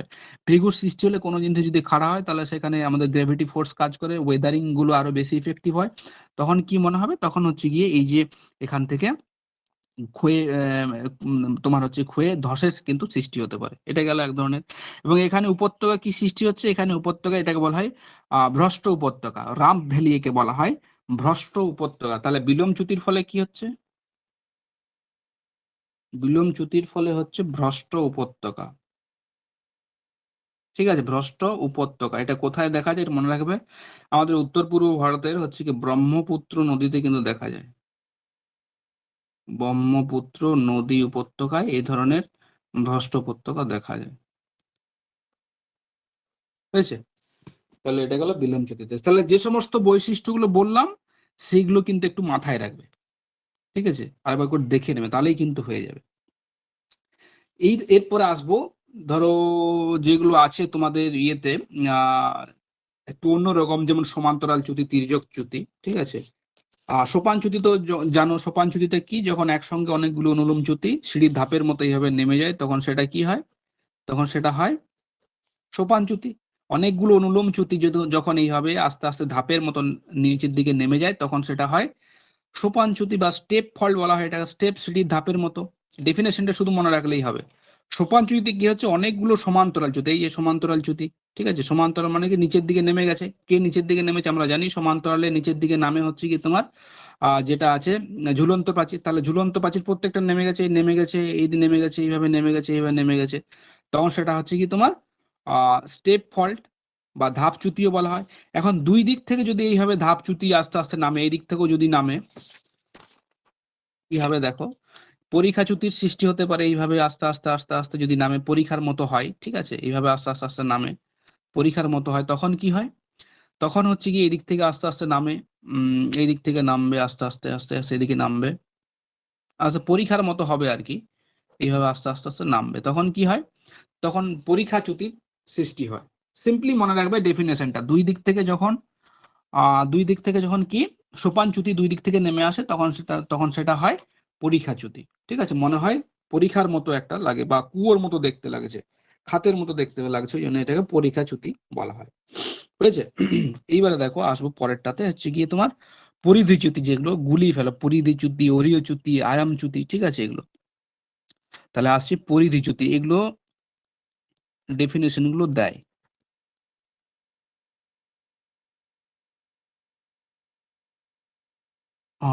ঠিক, ঠিক। অরিয় আর পরিধি, এটাই বলছি। পরিধি।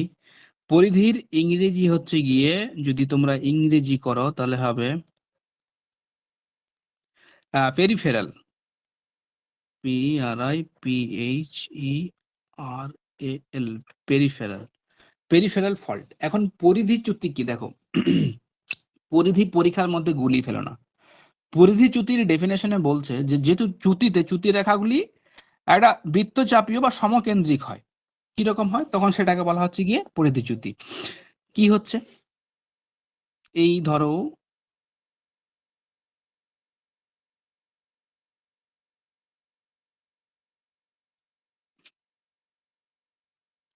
কি হবে বলেছে, যে চ্যুতিতে বলছে যে চ্যুতিতে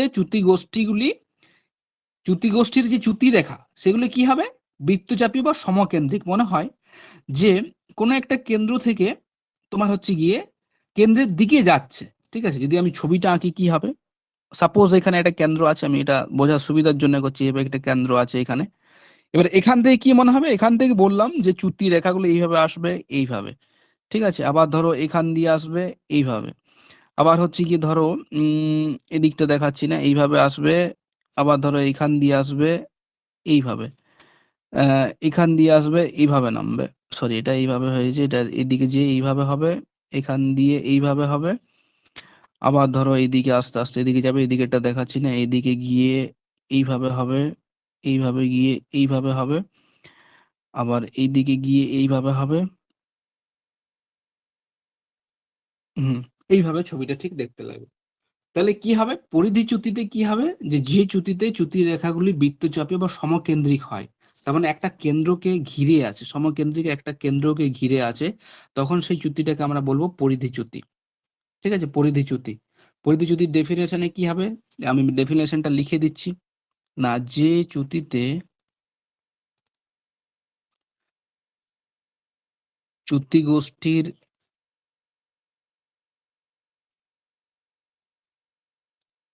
চ্যুতি রেখাগুলি কি হবে বৃত্তচাপীয় এবং কি এবং সমকেন্দ্রিক, মানে একটা কেন্দ্রের দিকেই যাচ্ছে, সমকেন্দ্রিক, তখন তাকে কি বলবো, তখন তাকে আমরা বলবো পরিধি চ্যুতি।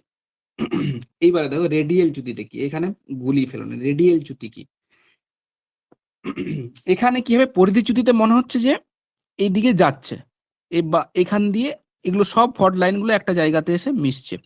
এখন পরিধি চ্যুতি, এটাকে পেরিফেরাল। রেডিয়ালে কি হবে, রেডিয়েট করা, রেডিয়েট করা মনে হবে, চ্যুতির ছবি দেখে মনে হবে বা চ্যুতি গোষ্ঠীর ছবি দেখে মনে হবে যে তোমার হচ্ছে গিয়ে অনেকগুলি ধরো চ্যুতি একটি জায়গার থেকে আস্তে আস্তে ছড়িয়ে পড়ছে।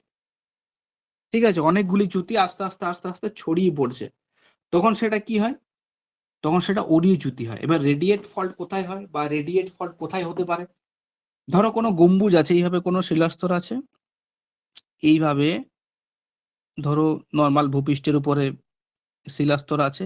ঠিক আছে, ভূপৃষ্ঠের উপর শিলাস্তর আছে, এখানে নরম পাললিক শিলাস্তর আছে। এখানে কি হবে, এখানে যদি কোনো আগ্নেয় উদ্ভিদ, ঠিক আছে, তার মানে কোনো ম্যাগমার সঞ্চারণ হয় আস্তে আস্তে, এইভাবে ম্যাগমার আস্তে আস্তে বড় ব্যাথলিট এইভাবে আস্তে আস্তে উপরের দিকে উঠে আসছে, তখন কি হবে, ম্যাগমার গম্বুজ কি হবে, এই যে শিলাস্তর আছে এই শিলাস্তরকে কি করে উপর দিকে পুশ করবে, উপর দিকে ঠেলবে। উপরের দিকে ঠেললে কি হয়, উপরের দিকে ঠেললে কি হয়, মাঝখান বরাবর যেগুলো নরম জায়গা আছে সেই নরম জায়গা বরাবর ফেটে যাবে। ঠিক আছে, একটা জায়গাতে এখানে প্রেসার কোথায় বেশি হবে, এই অঞ্চলগুলোতে প্রেসার বেশি হবে, এই প্রসেসটা তো ক্রমাগত চলবে। এ আরো উপর দিকে উঠে আসবে, এই যে ব্যাথলিটটা আছে বা আগ্নেয় যে উদ্ভিদটা আছে, সেই আগ্নেয় উদ্ভিদটা কি আস্তে আস্তে উপরের দিকে উঠবে। উঠলে কি হবে, এই যে পাললিক যে শিলাস্তরটা আছে এই শিলাস্তরটা আরো উপর দিকে এইভাবে বেন্ড হবে। ঠিক আছে, এইভাবে বেন্ড হবে, বেন্ড হলে কি হয়, এই মাঝখানে এগুলো আস্তে আস্তে এগুলো ক্র্যাক হয়। ঠিক আছে, এগুলো আস্তে আস্তে ক্র্যাক হয়, ক্র্যাক হওয়ার ফলে কি মনে হবে, যে চ্যুতি যে গোষ্ঠীটা আছে তো একটা জায়গা থেকে আস্তে আস্তে চ্যুতিটা ছড়িয়ে পড়ছে, তাহলে সেটা হবে আহ রেডিয়েট চ্যুতি বা রেডিয়েল চ্যুতি। আচ্ছা, তোমাদেরকে রেডিয়েল ফল্ট বলা হয়,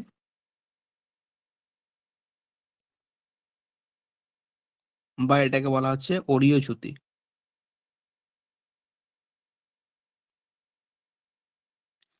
আচ্ছা, এখানে একটা গন্ডগোল হয়েছে, গন্ডগোলটা হয়েছে ছবির গন্ডগোল। এই ছবিটা যেটা আমি করেছি সেটা আমি রেডিয়াল ফল্টের ছবি করে দিয়েছি একটু ভুল করে, ঠিক আছে?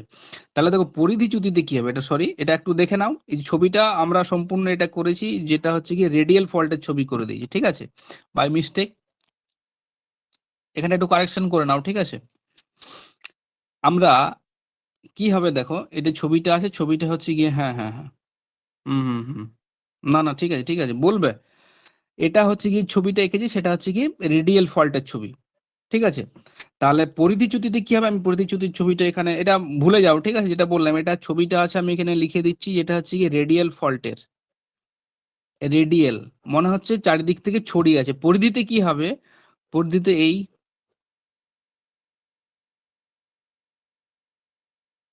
এই বৃত্তচাপের মতো থাকবে।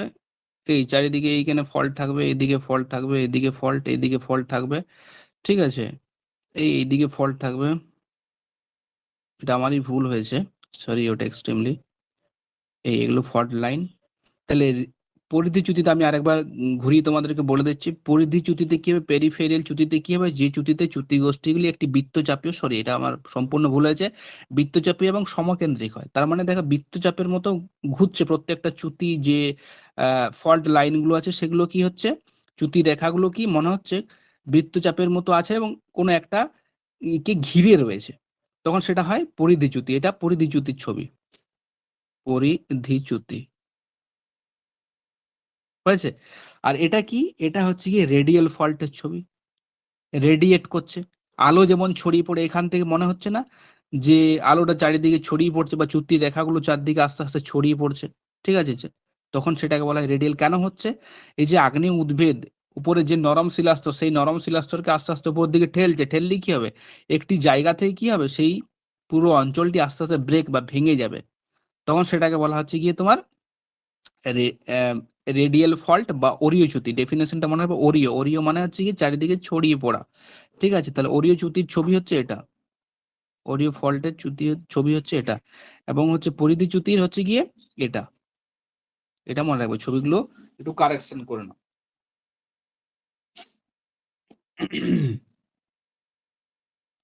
এবারে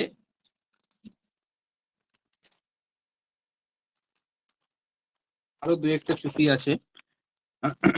যেমন ধরো আনেসেলো চ্যুতি।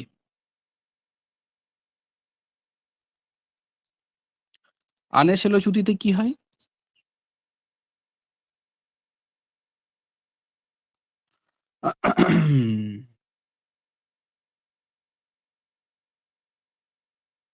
এই ফল্ট কি হয় মনে রাখবে, অনেক সময় বলছে অনেকগুলো সমান্তরাল চ্যুতি রেখা যখন পরস্পরের মুখোমুখি না হয়, তাদের শেষ প্রান্তটা মনে হয় আরেকটার সাথে লেগে আছে বা মুখোমুখি অবস্থান করছে, সেই ধরনের চ্যুতিকে আনেসেলো চ্যুতি বলা হয়। যেমন ছবিতে যদি করি আমরা, কিরকম হবে, কি বলা হয়েছে ডেফিনেশনে, যে অনেক সময় কি মনে হবে, একটি চ্যুতির আরেকটি অংশ মনে হয় প্রান্ত আরেকটির সাথে লেগে আছে। তাহলে এই একটি প্রান্ত চ্যুতির, এই একটি প্রান্ত চ্যুতির, এখানে মনে হবে আরেকটি লেগে আছে। ঠিক আছে? মনে হবে এখানে আরেকটি লেগে আছে। তারপরে মনে হবে এখানে আরেকটি লেগে আছে। তাহলে এগুলো কি?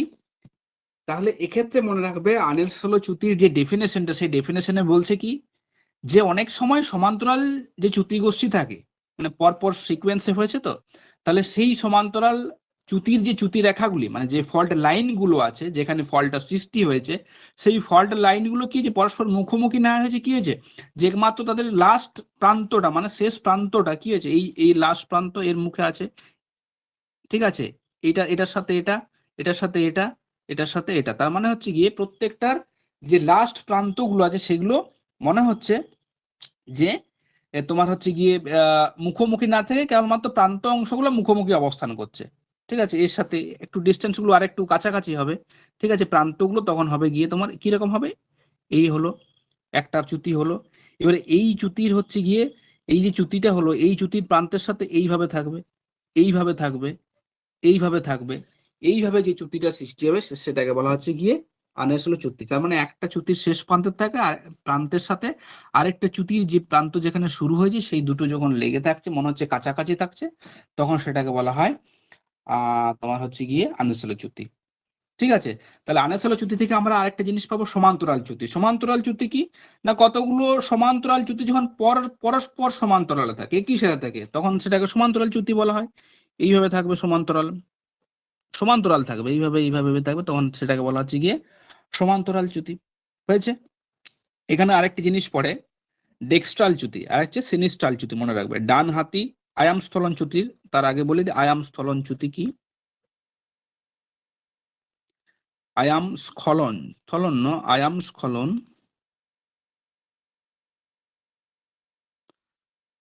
আনেসেলোটা একবার বলে দিন, আনেসেলোটা একবার বলে দিচ্ছি, দেখো আনেসেলো চ্যুতিতে কি হয়েছে, চ্যুতি রেখাগুলো কি হয়েছে, চ্যুতি রেখাগুলো মুখোমুখি এখানে থাকছে না, কি বলছে, কেবলমাত্র চ্যুতির যে প্রান্ত অংশগুলো আছে, প্রান্ত অংশগুলো মুখোমুখি অবস্থান করে। ছবিটা যদি দেখো, চ্যুতির যে প্রান্ত অংশ, এটা একটা প্রান্ত অংশ আছে, এই প্রান্ত অংশের সাথে এটা মুখোমুখি অবস্থান করছে।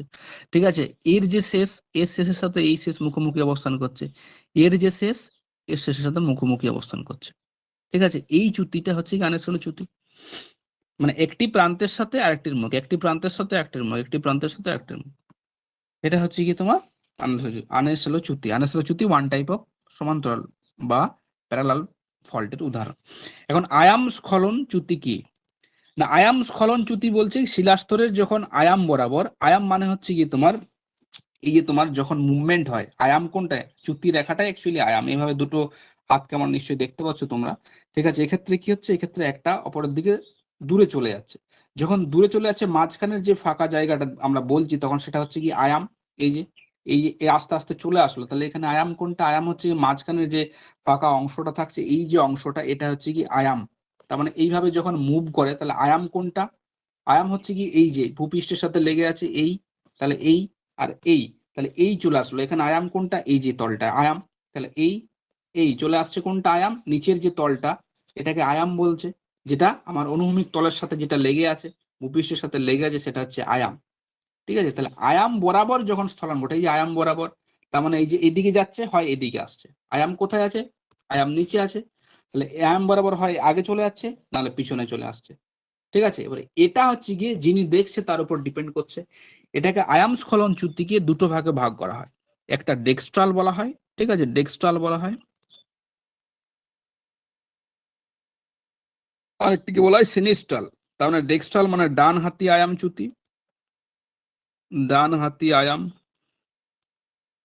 আয়াম স্খলন, আর একটা হয় সিনিস্ট্রাল মানে বাম হাতি সিনিস্ট্রাল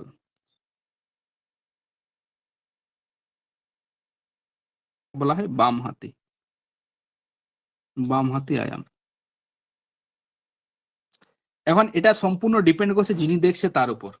ঠিক আছে, ধরো এটা হচ্ছে আয়াম, তুমি এখানে দাঁড়িয়ে আছো, ঠিক আছে, তুমি এখানে দাঁড়িয়ে আছো, এখানে দাঁড়িয়ে আছে, এবার তুমি দেখছো এই যে আয়াম বরাবর এখানে একটি শিলাস্তর আছে, আয়াম বরাবর এই শিলাস্তর এইভাবে আছে, এখানে শিলাস্তর আছে আয়াম বরাবর। এখন তুমি আয়ামের দিকে মুখ করে দাঁড়িয়ে আছো, ঠিক আছে, আয়ামের দিকে মুখ করে দাঁড়িয়ে যখন তুমি দেখছো, যে তোমার মনে হচ্ছে যে এখানে যে ডান দিকের, ঠিক আছে, কার ডান দিকে, এবার তুমি যদি আয়ামের দিকে মুখ করে দাঁড়ালে তোমার যদি মনে হয়, যে ডান দিকের, তোমার ডান দিকে যদি শিলাটি, তোমার ডান দিকের শিলাটি মুভ করেছে, তোমার ডান দিকের শিলাটি মুভ করেছে, তখন সেটি হয় ডান হাতে। তার মানে যিনি দেখছে, এখানে যিনি দাঁড়িয়ে আছেন, ওনার ক্ষেত্রে তো পরিবর্তন হবে না, এখানে তুমি ছাড়া আমিও দাঁড়াতে পারি, আমি ছাড়া অন্য কোনো এক্সপার্টও দাঁড়াতে পারেন। ঠিক আছে, তাহলে কি মনে হবে, যদি আয়ামের দিকে মুখ করে দাঁড়াতে হবে তোমাকে, আয়াম মানে হচ্ছে কি এই যে আয়ামের কথা বললাম, এই যে ভূপৃষ্ঠের সাথে যেখানে আমার শিলার স্তরটা যেখানে ছেদ করেছে, বা চ্যুতির তলটা যেখানে ছেদ করেছে, সেটাই তো আয়াম হয়।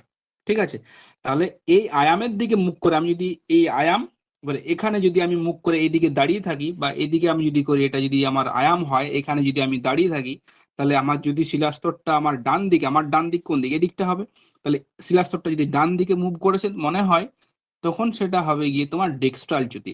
আর যদি বাঁ দিকে মুভ করেছে, আমার যদি মনে হয় যে শিলাস্তরটা বাঁ দিকে সরে এসছে, তখন সেটা হবে গিয়ে সিনিস্ট্রাল চ্যুতি। সিনিস্ট্রাল তোমার হচ্ছে গিয়ে স্ট্রাইক, তাই তো।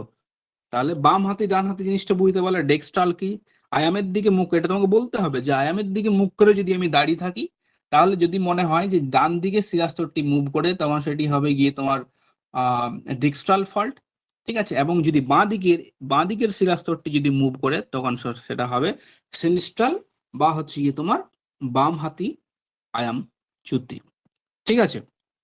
এবারে এখানে আরো দুই একটা জিনিস আছে, যেমন ধরো থ্রাস্ট ফল্ট বলা হয়। থ্রাস্ট ফল্ট কখন সৃষ্টি হয় আমরা দেখেছিলাম, বা থ্রাস্ট প্লেন কখন সৃষ্টি হয় আগের দিন পড়েছিলাম। ভাঁজের ক্ষেত্রে আমরা দেখেছিলাম যে সাহিত্য ভাঁজের ক্ষেত্রে যখন অনুভূমিক পার্শ্বচাপ যখন বৃদ্ধি পায়, এই একটি আমার ভাঁজ ছিল বা শিলাস্তর ছিল, এখানে হচ্ছে গিয়ে ফল্টের সৃষ্টি হয়েছিল। পরবর্তীতে যখন চাপ বৃদ্ধি পায় তখন কি হয়, তখন শিলাস্তরটা মুভ করে যায়, এদিকে মুভ করে গেল, ঠিক আছে, এদিকে এটা একটা শিলাস্তর, এদিকে মুভ করে গেল। এই যে তোমার যখন মুভ করলো, ফাটলের সৃষ্টি হলো সাহিত্য ভাঁজে, তখন সেটাকে কি বলি, উধঘট্ট ভাঁজ বলি। এখন উধঘট্ট ভাঁজে কি হয়, এখানে তো আমরা ভাঁজ ইউজ করবো না, এখানে আমরা বলবো যখন দুটি শিলাস্তর, তোমরা ভাঁজের রেফারেন্স দিয়ে এটাকে বিচার করতে পারো। যখন দেখছো যে এরকম দুটো শিলাস্তর আছে, আনুভূমিক পার্শ্বচাপের ফলে যখন একটি শিলাস্তর আরেকটি শিলাস্তর থেকে দূরে চলে যায়, ঠিক আছে, দূরে চলে যাওয়ার ফলে মাঝখানে যে দেখতে পাচ্ছ যে প্লেনের সৃষ্টি হয়েছে, সেই প্লেনকে বলা হয় থ্রাস্ট প্লেন। কি বলা হচ্ছে, থ্রাস্ট প্লেন, ঠিক আছে। এই থ্রাস্ট প্লেন বরাবর যখন চ্যুতির সৃষ্টি হয় তখন সেটাকে থ্রাস্ট চ্যুতি বলা হয়। একই জিনিস, উদগট্ট তোমার হচ্ছে গিয়ে ভাঁজের ক্ষেত্রে বলবে উদগট্ট যখন তোমার হচ্ছে গিয়ে ভাঁজ থাকে বা ঊর্ধ্বস্তূপ যখন অধস্তূপ এইভাবে অবস্থান করে, সাহিত্য অবস্থায় অবস্থান করে, অনুভূমিক ভূপৃষ্ঠের অনুভূমিক তলের সাপেক্ষে যখন সাহিত্য অবস্থায় অবস্থান করে, তখন কি হচ্ছে, অনুভূমিক পার্শ্বচাপের ফলে কি হচ্ছে, একটি তোমার হচ্ছে গিয়ে একটি যে শিলাস্তর আছে সেই শিলাস্তর অপর থেকে দূরে চলে যাচ্ছে, এবং যে তল বরাবর অনুভূমিক ভাবে যখন যে তলের সৃষ্টি হচ্ছে সেই তলকে আমরা কি বলছি, থ্রাস্ট প্লেন বলছি। অনুভূমিক তল, এটা তো অনুভূমিক আছে ভূপৃষ্ঠের সাথে, তখন সেটাকে থ্রাস্ট প্লেন বলছি, ঠিক আছে। এবার এখানে আমি আগের দিন বলেছিলাম উধঘট্ট এবং অধঘট্ট, যেটা নিচের দিকে, এখানে পাদমূল প্রাচীর কোনটা আছে, চ্যুতিতলের উপরের অংশ এটা, চ্যুতিতলের নিচের অংশ এখানে, তাহলে এটা হয়ে যাবে অধস্তূপ, এটা হচ্ছে ঊর্ধ্বস্তূপ। তাহলে এখানে হচ্ছে কি তোমার আরেকটা জিনিস আছে, অধঘট্ট চ্যুতি এবং উধঘট্ট চ্যুতি, ঠিক আছে। উপরের দিকের যে অংশটাকে বলে উধঘট্টের অংশ, আর নিচের দিকেরটাকে বলে অধঘট্ট বা অবরোপণ চ্যুতি বলা হয়। এটা হচ্ছে গিয়ে ভূপৃষ্ঠের দিকে নিচের দিকে যখন ঢুকে যায় মুভ করে, ঠিক আছে, তখন সেটা হয়ে যায় তোমার অধঘট্ট, এবং এটা উপরের অংশটাকে বলা হয় তোমার উধঘট্ট চ্যুতি। একই জিনিস, থ্রাস্ট প্লেনেরই হচ্ছে কি, বা থ্রাস্ট যে ফল্ট আছে সেই থ্রাস্ট ফল্টেরই আমরা দুটো পার্ট হিসেবে দেখতে পারি, একটা হচ্ছে গিয়ে উধঘট্ট ফল্ট, আর একটা হচ্ছে কি তোমার অধঘট্ট যে ফল্ট আছে সেই ফল্ট, ঠিক আছে, আর কিছুই নয়। এগুলোর থেকে পড়ার চান্স খুবই কম। এবার আরেকটা ডেফিনেশনে হয় তির্যক, তোমার হচ্ছে গিয়ে তির্যক স্খলন চ্যুতি। এটা কি জিনিস,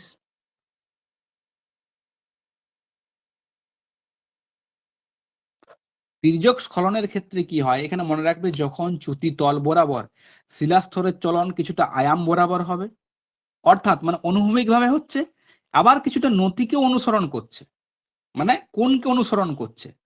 মনে রাখো তির্যক স্খলনে কি হচ্ছে মনে রাখবে, দাঁড়াও কেউ একটা কিছু বলেছে দেখি,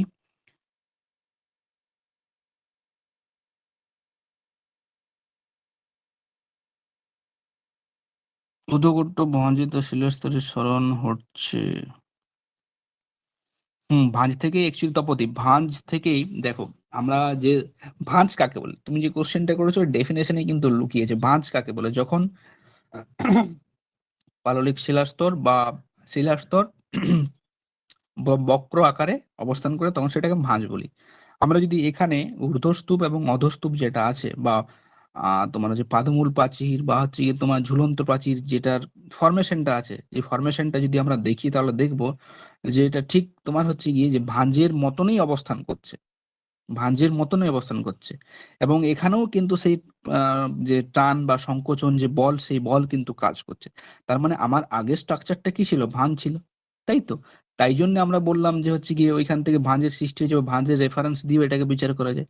যখন পাদমূল প্রাচীর এবং তোমার হচ্ছে গিয়ে আহ ঝুলন্ত প্রাচীর এমন ভাবে অবস্থান করছে যে এদেরকে দেখতে লাগছে ভাঁজের মতো, কিন্তু যখনই এদের মধ্যে প্রেস কাজ করছে বা হচ্ছে গিয়ে তোমার ভেঙে যাচ্ছে, ঠিক আছে, একটু দূরে চলে যাচ্ছে, তখন আমরা সেটাই কি বলছি, উদগট্ট বলি। আরো দূরে চলে গেলে তো ন্যাপ ভাঁজ বলি। ন্যাপ ভাঁজ অ্যাকচুয়ালি কি জিনিস, ন্যাপ ভাঁজ একটু থ্রাস্ট থ্রাস্ট যে ভাঁজ আছে সেই ভাঁজের তো বৃহৎ সংস্করণ, তাহলে ন্যাপ ভাঁজের ক্ষেত্রে কি হচ্ছে, ভাঁজের বাহুটা অন্য দূরে চলে যাচ্ছে, কিন্তু সেটাকে তো আমরা ন্যাপ বলছি।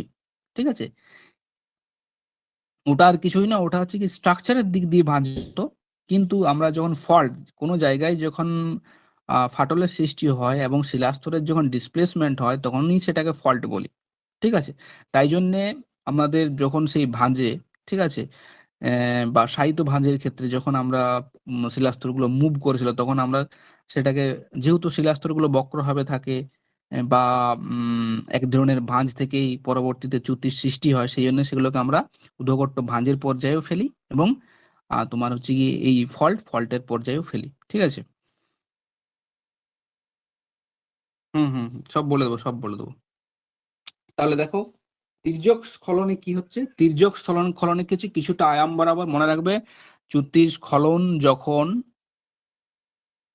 যখন কিছুটা আয়াম বরাবর মানে কিছুটা অনুভূমিক ভাবে হবে, যখন কিছুটা অনুভূমিক ভাবে হবে, এগুলো ডেফিনেশন গুলো আর কিছু জানার দরকার না, অনুভূমিক ভাবে, এবং তার সাথে হচ্ছে গিয়ে প্লাস কিছুটা নতির দিকেও হবে,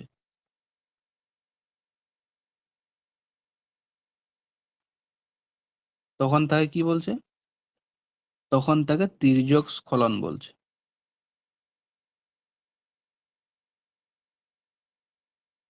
সত্যি বলে,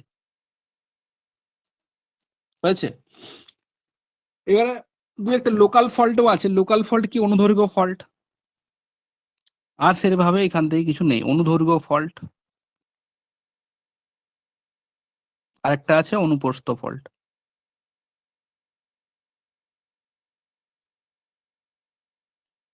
অনুদৈর্ঘ্য এবং অনুপ্রস্থ, অনুদৈর্ঘ্য কি জিনিসটা, এটা হচ্ছে আঞ্চলিক গঠনের সাথে, যখন আঞ্চলিক, ওই অঞ্চলের আঞ্চলিক গঠনের সাথে, মানে ওই অঞ্চলটার ভূমিরূপের প্রকৃতি কি আছে, সেই অঞ্চলটার, ঠিক আছে, যে আয়াম, সেই আয়ামের সমান্তরালে যে চ্যুতি গঠিত হয় তাকে থেকে অনুদৈর্ঘ্য চ্যুতি বলা হয়। তাহলে আমরা ডেফিনেশনে আমি লিখে দিচ্ছি, দেখো ডেফিনেশনটা মনে রাখো, আঞ্চলিক গঠনের আয়ামের সমান্তরালে, আয়ামের, সরি, সমান্তরালে, আয়ামের সমান্তরালে হবে যে চ্যুতি গঠিত হয়।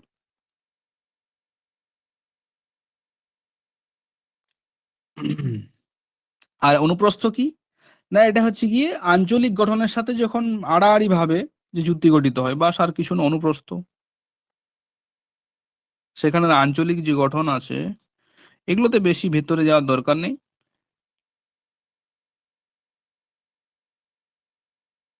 আড়াআড়ি ভাবে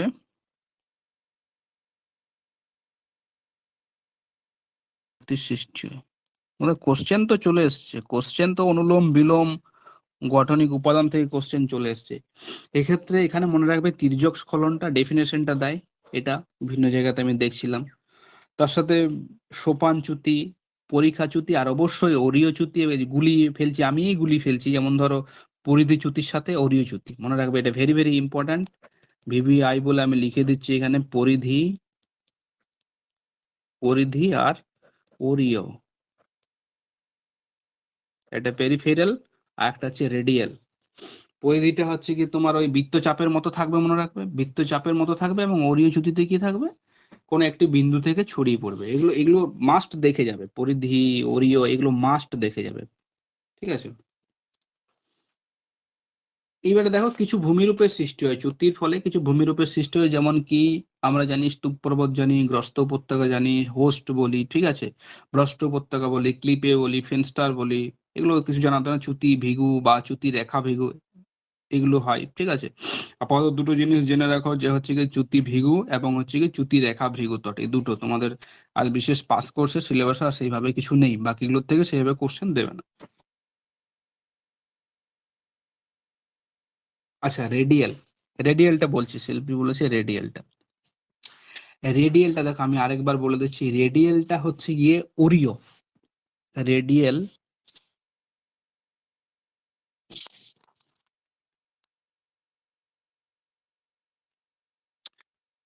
রেডিয়াল, সূর্যের আলো রেডিয়েট হয়, বিকিরণ করে, তার মানে অরীয়। তাই তো? রেডিয়াল। ওরিওটা কি জিনিস? না এখানে কি হবে? এখানে একটি বিন্দুকে কেন্দ্র করে যদি চ্যুতিগুলি চারিদিকে সৃষ্টি হয়, ওই যে বললাম। কি বলছি? আমি ডেফিনেশনটা লিখে দিচ্ছি, তোমরা চাইলে এটা লিখে রাখতে পারো। একটি কেন্দ্রস্থ বিন্দু,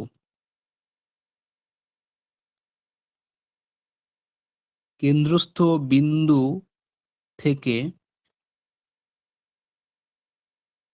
চ্যুতিগুলি সৃষ্টি হয়ে, এটা কেন সৃষ্টি হয় আমি বললাম, সৃষ্টি হয়ে চারিদিকে, দুটোই বলে দিচ্ছি, চারিদিকে ছড়িয়ে পড়লে। কেন সৃষ্টি হয় আমি বললাম, স্টেপটা হচ্ছে গিয়ে এইরকম পাললিক শিলাস্তর থাকবে। ঠিক আছে? পাললিক শিলাস্তর থাকবে। এবার এখানে যদি কোনো আগ্নেয় গম্বুজের সৃষ্টি হয়, এ কি হবে? শিলাস্তরকে আস্তে, আস্তে বেন্ড করবে উপরের দিকে, এইভাবে তুলবে, বেন্ড করবে, আস্তে, আস্তে তুলবে। এখানে কি? এখানে ফাটলের সৃষ্টি হবে, এইভাবে ফাটলের সৃষ্টি হবে। ঠিক আছে?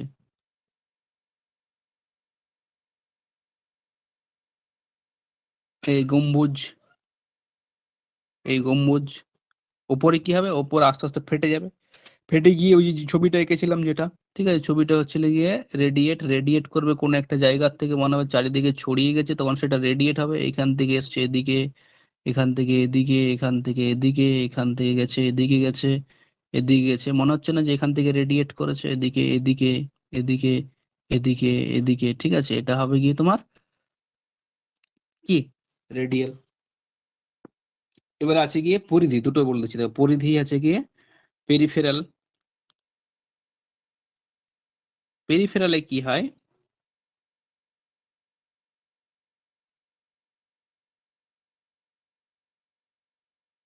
পেরিফেরালের বাংলা হচ্ছে পরিধি।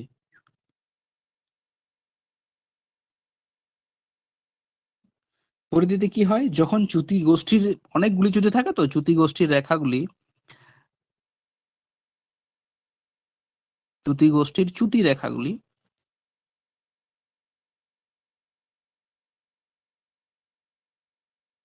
সমকেন্দ্রিক,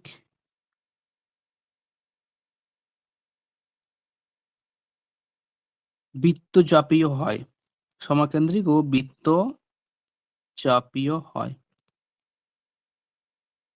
কিরকম ছবিটা? ছবিটা আমি করেছিলাম এইভাবে,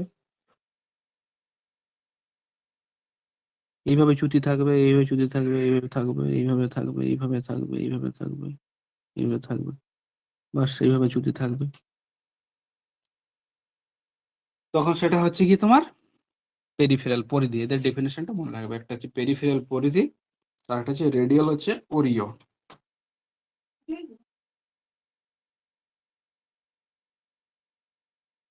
আচ্ছা দেখো পরে ভূমিরূপ, তাহলে কি বললাম? ভূমিরূপ গুলো এবার দেখবে। দুটি সমান্তরাল চ্যুতির মধ্যবর্তী অংশ যখন নিচের দিকে বসে যায়, তখন তাকে কি বলা হয়? আগেবারের কোশ্চেনে ছিল গ্রস্ত উপত্যকা। দুটি সমান্তরাল চ্যুতির মধ্যবর্তী অংশ যখন বসে যায়, গ্রস্ত উপত্যকা। দুটি বিলম্ব চ্যুতির মধ্যবর্তী অংশ যখন নিচের দিকে বসে যায়, ভ্রষ্ট উপত্যকা। ঠিক আছে? ওই তো বলে দিচ্ছি। গ্রস্ত উপত্যকা, এগুলো লিখে রাখবে। গ্রস্ত উপত্যকা, উপত্যকাতে হতে গেলে বসতে হবে দুটি সমান্তরাল চ্যুতি। এটুকু মনে রাখো ব্যাস। সমান্তরাল চ্যুতি, সমান্তরাল চ্যুতির মাঝখান যদি বসে যায়, বা দুই পাশের অংশ যদি বসে যায়, বসে গিয়ে, এটা হচ্ছে গ্রস্ত উপত্যকা। ছোট আকৃতির গ্রস্ত উপত্যকাকে গ্রাবেন বলা হয়। ছোট আকৃতি গ্রস্ত উপত্যকার সাইজ যখন ছোট হয়, এটা জার্মান ওয়ার্ড। ঠিক আছে?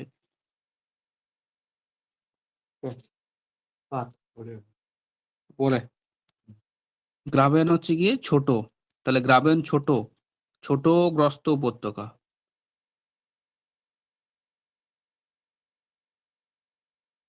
হয়েছে?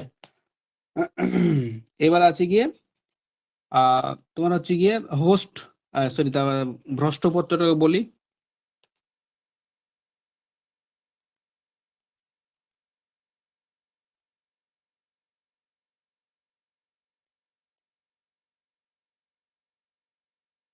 হয়েছে? ভ্রষ্ট প্রত্যয়ে কি হয়? দুটি বিলোম চ্যুতি, এগুলো লিখে রাখো, দুটি বিলোম চ্যুতি।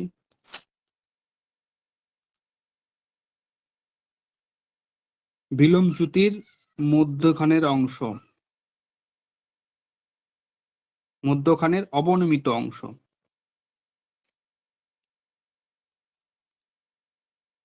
হয়েছে? স্তূপ পর্বত কি? এটা ভ্রষ্ট প্রত্যয় কোথায় দেখা যায়? ব্রহ্মপুত্রতে, মনে রাখবে। স্তূপ পর্বত, তার আগে হোস্ট কি জিনিস বলবে? হোস্ট বলবে যে হচ্ছে কি দুটি সমান্তরাল বা অনুলোম চ্যুতি বা স্বাভাবিক চ্যুতির মধ্যবর্তী ভূভাগ প্রবল সংকোচন বা সংনমন বলের প্রভাবে যখন উলম্ব ভাবে উপরের দিকে উঠে যায়, ঠিক আছে, তখন তাকে বলা হয় হোস্ট। তাহলে হোস্ট কি জিনিস?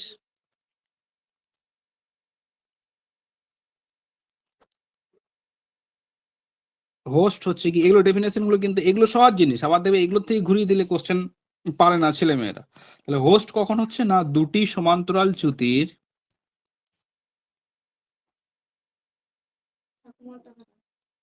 সমান্তরাল চ্যুতির কি হচ্ছে, দুটি সমান্তরাল চ্যুতির মধ্যবর্তী ভূভাগ,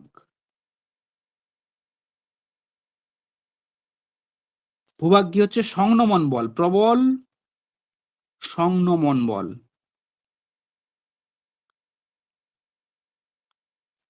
বা উলম্ব ভাবে উপরের দিকে উঠে যাচ্ছে,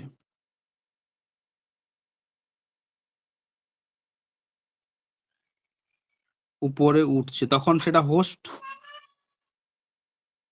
তারপর হচ্ছে ব্লক মাউন্টেন বা স্তূপ পর্বত কি? স্তূপ পর্বত কি? Block mountain.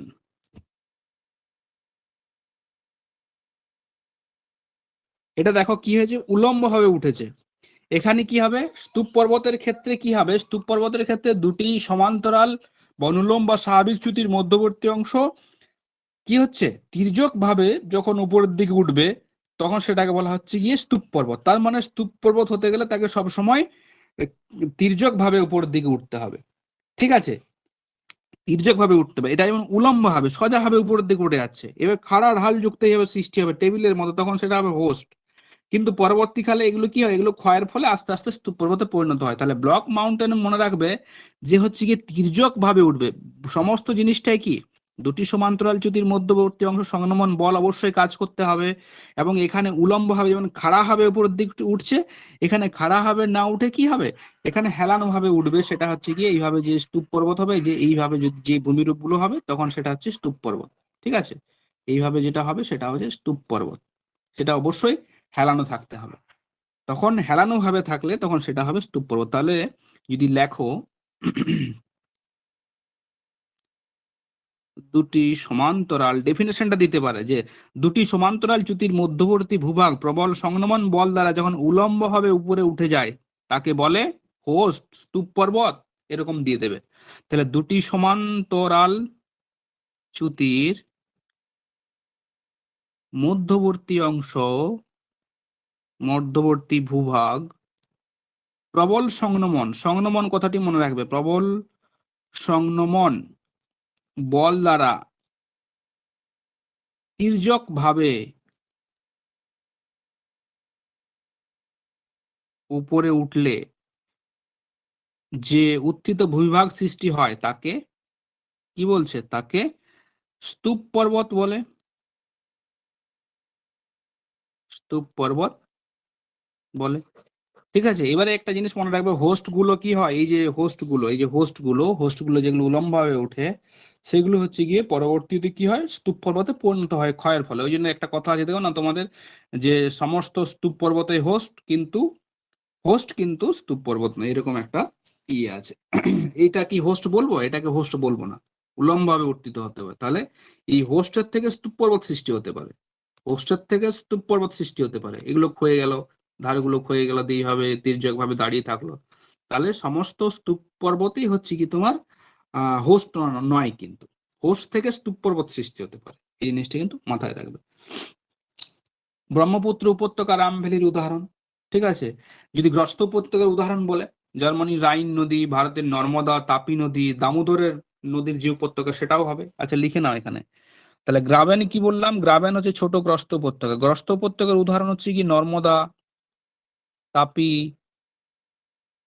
নর্মদা, তাপি, রাইন নদীর যে আছে জার্মানির রাইন, দামোদরও হবে আমাদের, দামোদর নদী উপত্যকা। ভ্রষ্ট উপত্যকা কোথায় আছে? ভ্রষ্ট উপত্যকার উদাহরণ হচ্ছে গিয়ে তোমার ব্রহ্মপুত্র, ব্রহ্মপুত্র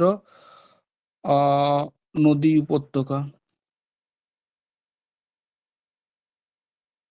হয়েছে? এগুলো হচ্ছে মেন। এবারে কিছু কিছু জিনিস আরো সৃষ্টি হয়, যেমন হচ্ছে গিয়ে তোমার চুত্রি ভৃগু যে আছে, চুত্রি রেখা ভৃগু, দেখো এগুলো হচ্ছে প্রধান। এছাড়াও কি হয়, এছাড়া হচ্ছে কি তোমার ক্লিপে হয়, ওই যে বললাম ন্যাপের যে একটা বাহু বিচ্ছিন্ন হয়ে দীর্ঘদিন ধরে ক্ষয় পেয়ে যায়, তখন সেটাকে ন্যাপ বলা হয়। ফেনস্টার হয়, ঠিক আছে, ফেনস্টার হয়। তারপরে হচ্ছে টেকটনিক উইন্ডো হয়, ঠিক আছে, এগুলো সব মনে রাখবে। এবার দেখো চ্যুতি ভৃগু এবং হচ্ছে গিয়ে চ্যুতি রেখা ভৃগু। চ্যুতি ভৃগু কথাটি পরীক্ষাতে আসে, যে প্রথম কে ব্যবহার করেন না চ্যুতি ভৃগু কথাটি প্রথম ব্যবহার করেন হচ্ছে কি যে ভূবিজ্ঞানী রাসেল। রাসেল প্রথম হচ্ছে গিয়ে তোমার চ্যুতি যে ভৃগু, সেই চ্যুতি ভৃগু কথাটি ব্যবহার করেন। আর চ্যুতি ভৃগু কি না, চ্যুতির ফলে যে ভৃগুর সৃষ্টি হয় তাকে আমরা চ্যুতি ভৃগু বলি। কি বলেছ স্যার? চ্যুতি সমান্তরাল হবে, কিসে সমান্তরাল হবে?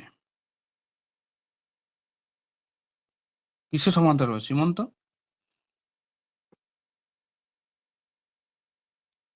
সমান্তরাল চ্যুতি।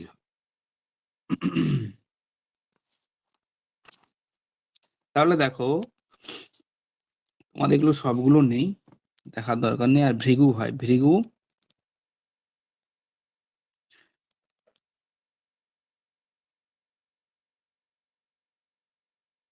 সমান্তরাল, অবশ্যই সমান্তরাল চ্যুতি, অবশ্যই অবশ্যই অবশ্যই।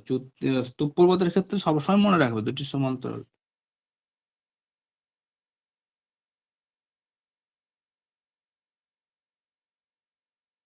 সমান্তরাল চ্যুতি হতে পারে তির্যক চ্যুতি। এখানে আরেকটা জিনিস মেনশন করে রাখবে, যেখানে স্তূপ পর্বত লিখেছো, সমান্তরাল চ্যুতি আরেকটি লিখবে তির্যক, তির্যক চ্যুতিটাও হবে।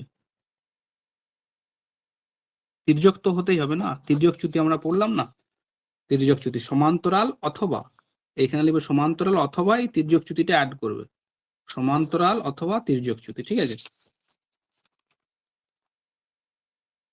তাহলে চ্যুতি ভৃগু কি? চ্যুতি ভৃগু আর কিছুই না, চ্যুতির ফলে যে ঢাল সৃষ্টি হয় সেই ঢালকে বলা হচ্ছে গিয়ে তোমার চ্যুতি ভৃগু। তাহলে চ্যুতি ভৃগু কি? এই যে আমার যদি চ্যুতির সৃষ্টি হয় এইভাবে, চ্যুতির যদি সৃষ্টি হয়, চ্যুতির ফলে যে এই যে ঢাল সৃষ্টি হয়েছে, যে স্লোপ সৃষ্টি হয়েছে, এই যে ঢালটা সৃষ্টি হয়েছে, এখানে তো ভূমিরূপ আছে, এই যে ঢাল সৃষ্টি হয়েছে, এই ঢালকে কি বলা হয়? এই ঢালকে বলা হচ্ছে চ্যুতি ভৃগু, ঠিক আছে। এখন চ্যুতি রেখা ভৃগু, তাহলে দেখো এখানে জানতে হবে চ্যুতি ভৃগু, চ্যুতি ভৃগু জিনিসটা কি না। এই চ্যুতি ভৃগু সৃষ্টি হয়েছে প্রাথমিকভাবে, এটা কিভাবে সৃষ্টি হচ্ছে না, তোমার হচ্ছে গিয়ে যে অন্তর্জাত যে সমস্ত শক্তিগুলো আছে, সেই শক্তির ফলে, সেই শক্তির ফলে চ্যুতি তল বরাবর যে ঢালের সৃষ্টি হয় তাকে আমরা বলছি চ্যুতি ভৃগু। তাহলে এখানে অভ্যন্তরীণ শক্তির ফলে, অভ্যন্তরীণ শক্তির ফলে সৃষ্টি হয়।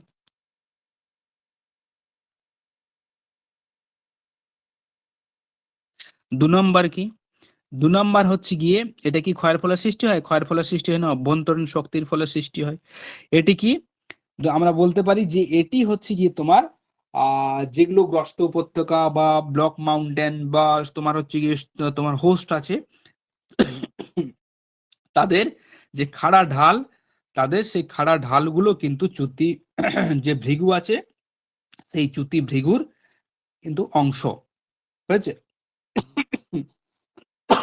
তাহলে চ্যুতি ভৃগু কিছুই না, চ্যুতি ভৃগু কথাটি প্রথম রাসেল ব্যবহার করেন, রাসেল ব্যবহার করেন। ভূ অভ্যন্তরীণ শক্তির প্রভাবের ফলে যে ঢালের সৃষ্টি হয় তাকে আমরা বলছি চ্যুতি ভৃগু বলা হয়, ঠিক আছে। পরবর্তীকালে এই যে চ্যুতি ভৃগুটা, পরবর্তীকালে এই চ্যুতি ভৃগুটা ক্ষয় পেয়ে বিভিন্ন বহির্জাত যে শক্তিগুলো আছে বা বাহ্যিক যে শক্তিগুলো আছে, সেই শক্তিগুলো কি করবে, এই চ্যুতি ভৃগুকে দীর্ঘদিন ধরে ক্ষয় করবে এবং একটি দ্বিতীয় ক্রমের ঢাল সৃষ্টি করবে বা দ্বিতীয় পর্যায়ের ঢাল সৃষ্টি করবে। সেই ঢালকে আমরা বলবো বা সেই ভৃগুকে বলবো চ্যুতি রেখা ভৃগু। তাহলে চ্যুতি ভৃগু থেকেই সৃষ্টি হয় চ্যুতি রেখা ভিগু। এখন চ্যুতি রেখা ভিগু প্রথম পর্যবেক্ষণ করেন ডেভিস, উইলিয়াম মরিস ডেভিস ও হচ্ছে কটন।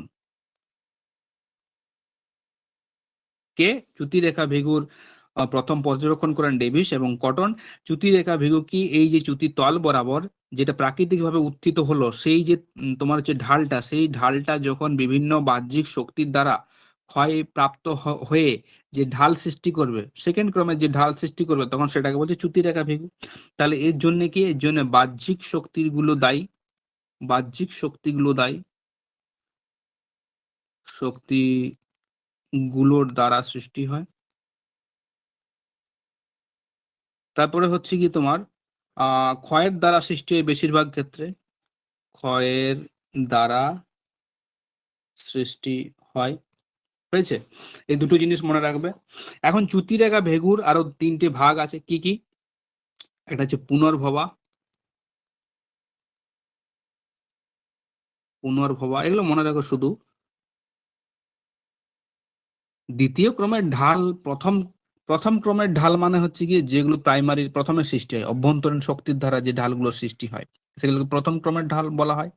সেগুলো পরবর্তীকালে, ঠিক আছে, সেইগুলো পরবর্তীকালে যখন বাহ্যিক শক্তির দ্বারা সেই ঢালকে আরো পর্যায়ন করে বা পর্যায়িত করছে, তখন সেগুলো দ্বিতীয় ক্রমের ঢাল হয়ে যায়। ঠিক আছে? পুনর্ভবা, চ্যুতি রেখা, এগুলো ডেফিনেশন মনে রাখলে হবে। বিপরা, চ্যুতি রেখা, বিপরা কে দিয়েছিলেন মনে রাখবে, ডেভিস এবং কটন, পরীক্ষাতে আসে কিন্তু। বিপরা চ্যুতি রেখা ভিগুতট।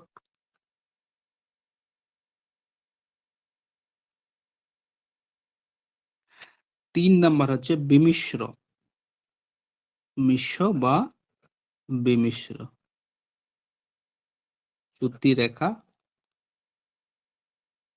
ভৃগু তট। ব্যাস। আরো আরো ভাগ আছে, সেগুলো আর অত পড়ার দরকার নেই তোমাদের, এগুলোই আছে। এগুলো থেকে যদি কোশ্চেন আসে, প্রথমেই চ্যুতি ভিগু বা চ্যুতি রেখা ভিগুর ডেফিনেশন দিয়ে দিবে। তারপরে যদি বলে চ্যুতি রেখা ভিগুর পুনর্ভবা চ্যুতি, এগুলো ডেফিনেশন গুলো একবার করে দেয়, যে পুনর্ভবা চ্যুতি রেখা যদি দেয় আর কি। এগুলো নর্মালি এখনো আসেনি সেইভাবে, এসছে এই দুটো দুটো থেকে এসছে। যে যে স্লোপটা সৃষ্টি হয় চ্যুতির পরে প্রাইমারি, সেটাই কি বলছে, চ্যুতি রেখা ভিগু বলছে না চ্যুতি ভিগু বলছে, বা পরবর্তীতে চ্যুতি ভিগুটা যেটা ক্ষয় পেয়ে যাচ্ছে, সেই ক্ষয় পেয়ে সেটা পরবর্তীতে কিসে পরিণত হচ্ছে, সেটা চ্যুতি রেখা ভিগুর সৃষ্টি হয়েছে। ঠিক আছে? আর কিছু না। আর বাকি এই যে বললাম, এগুলো একবার রিডিং, একবার ডেফিনেশন গুলো একবার পড়ে নেবে। ঠিক আছে?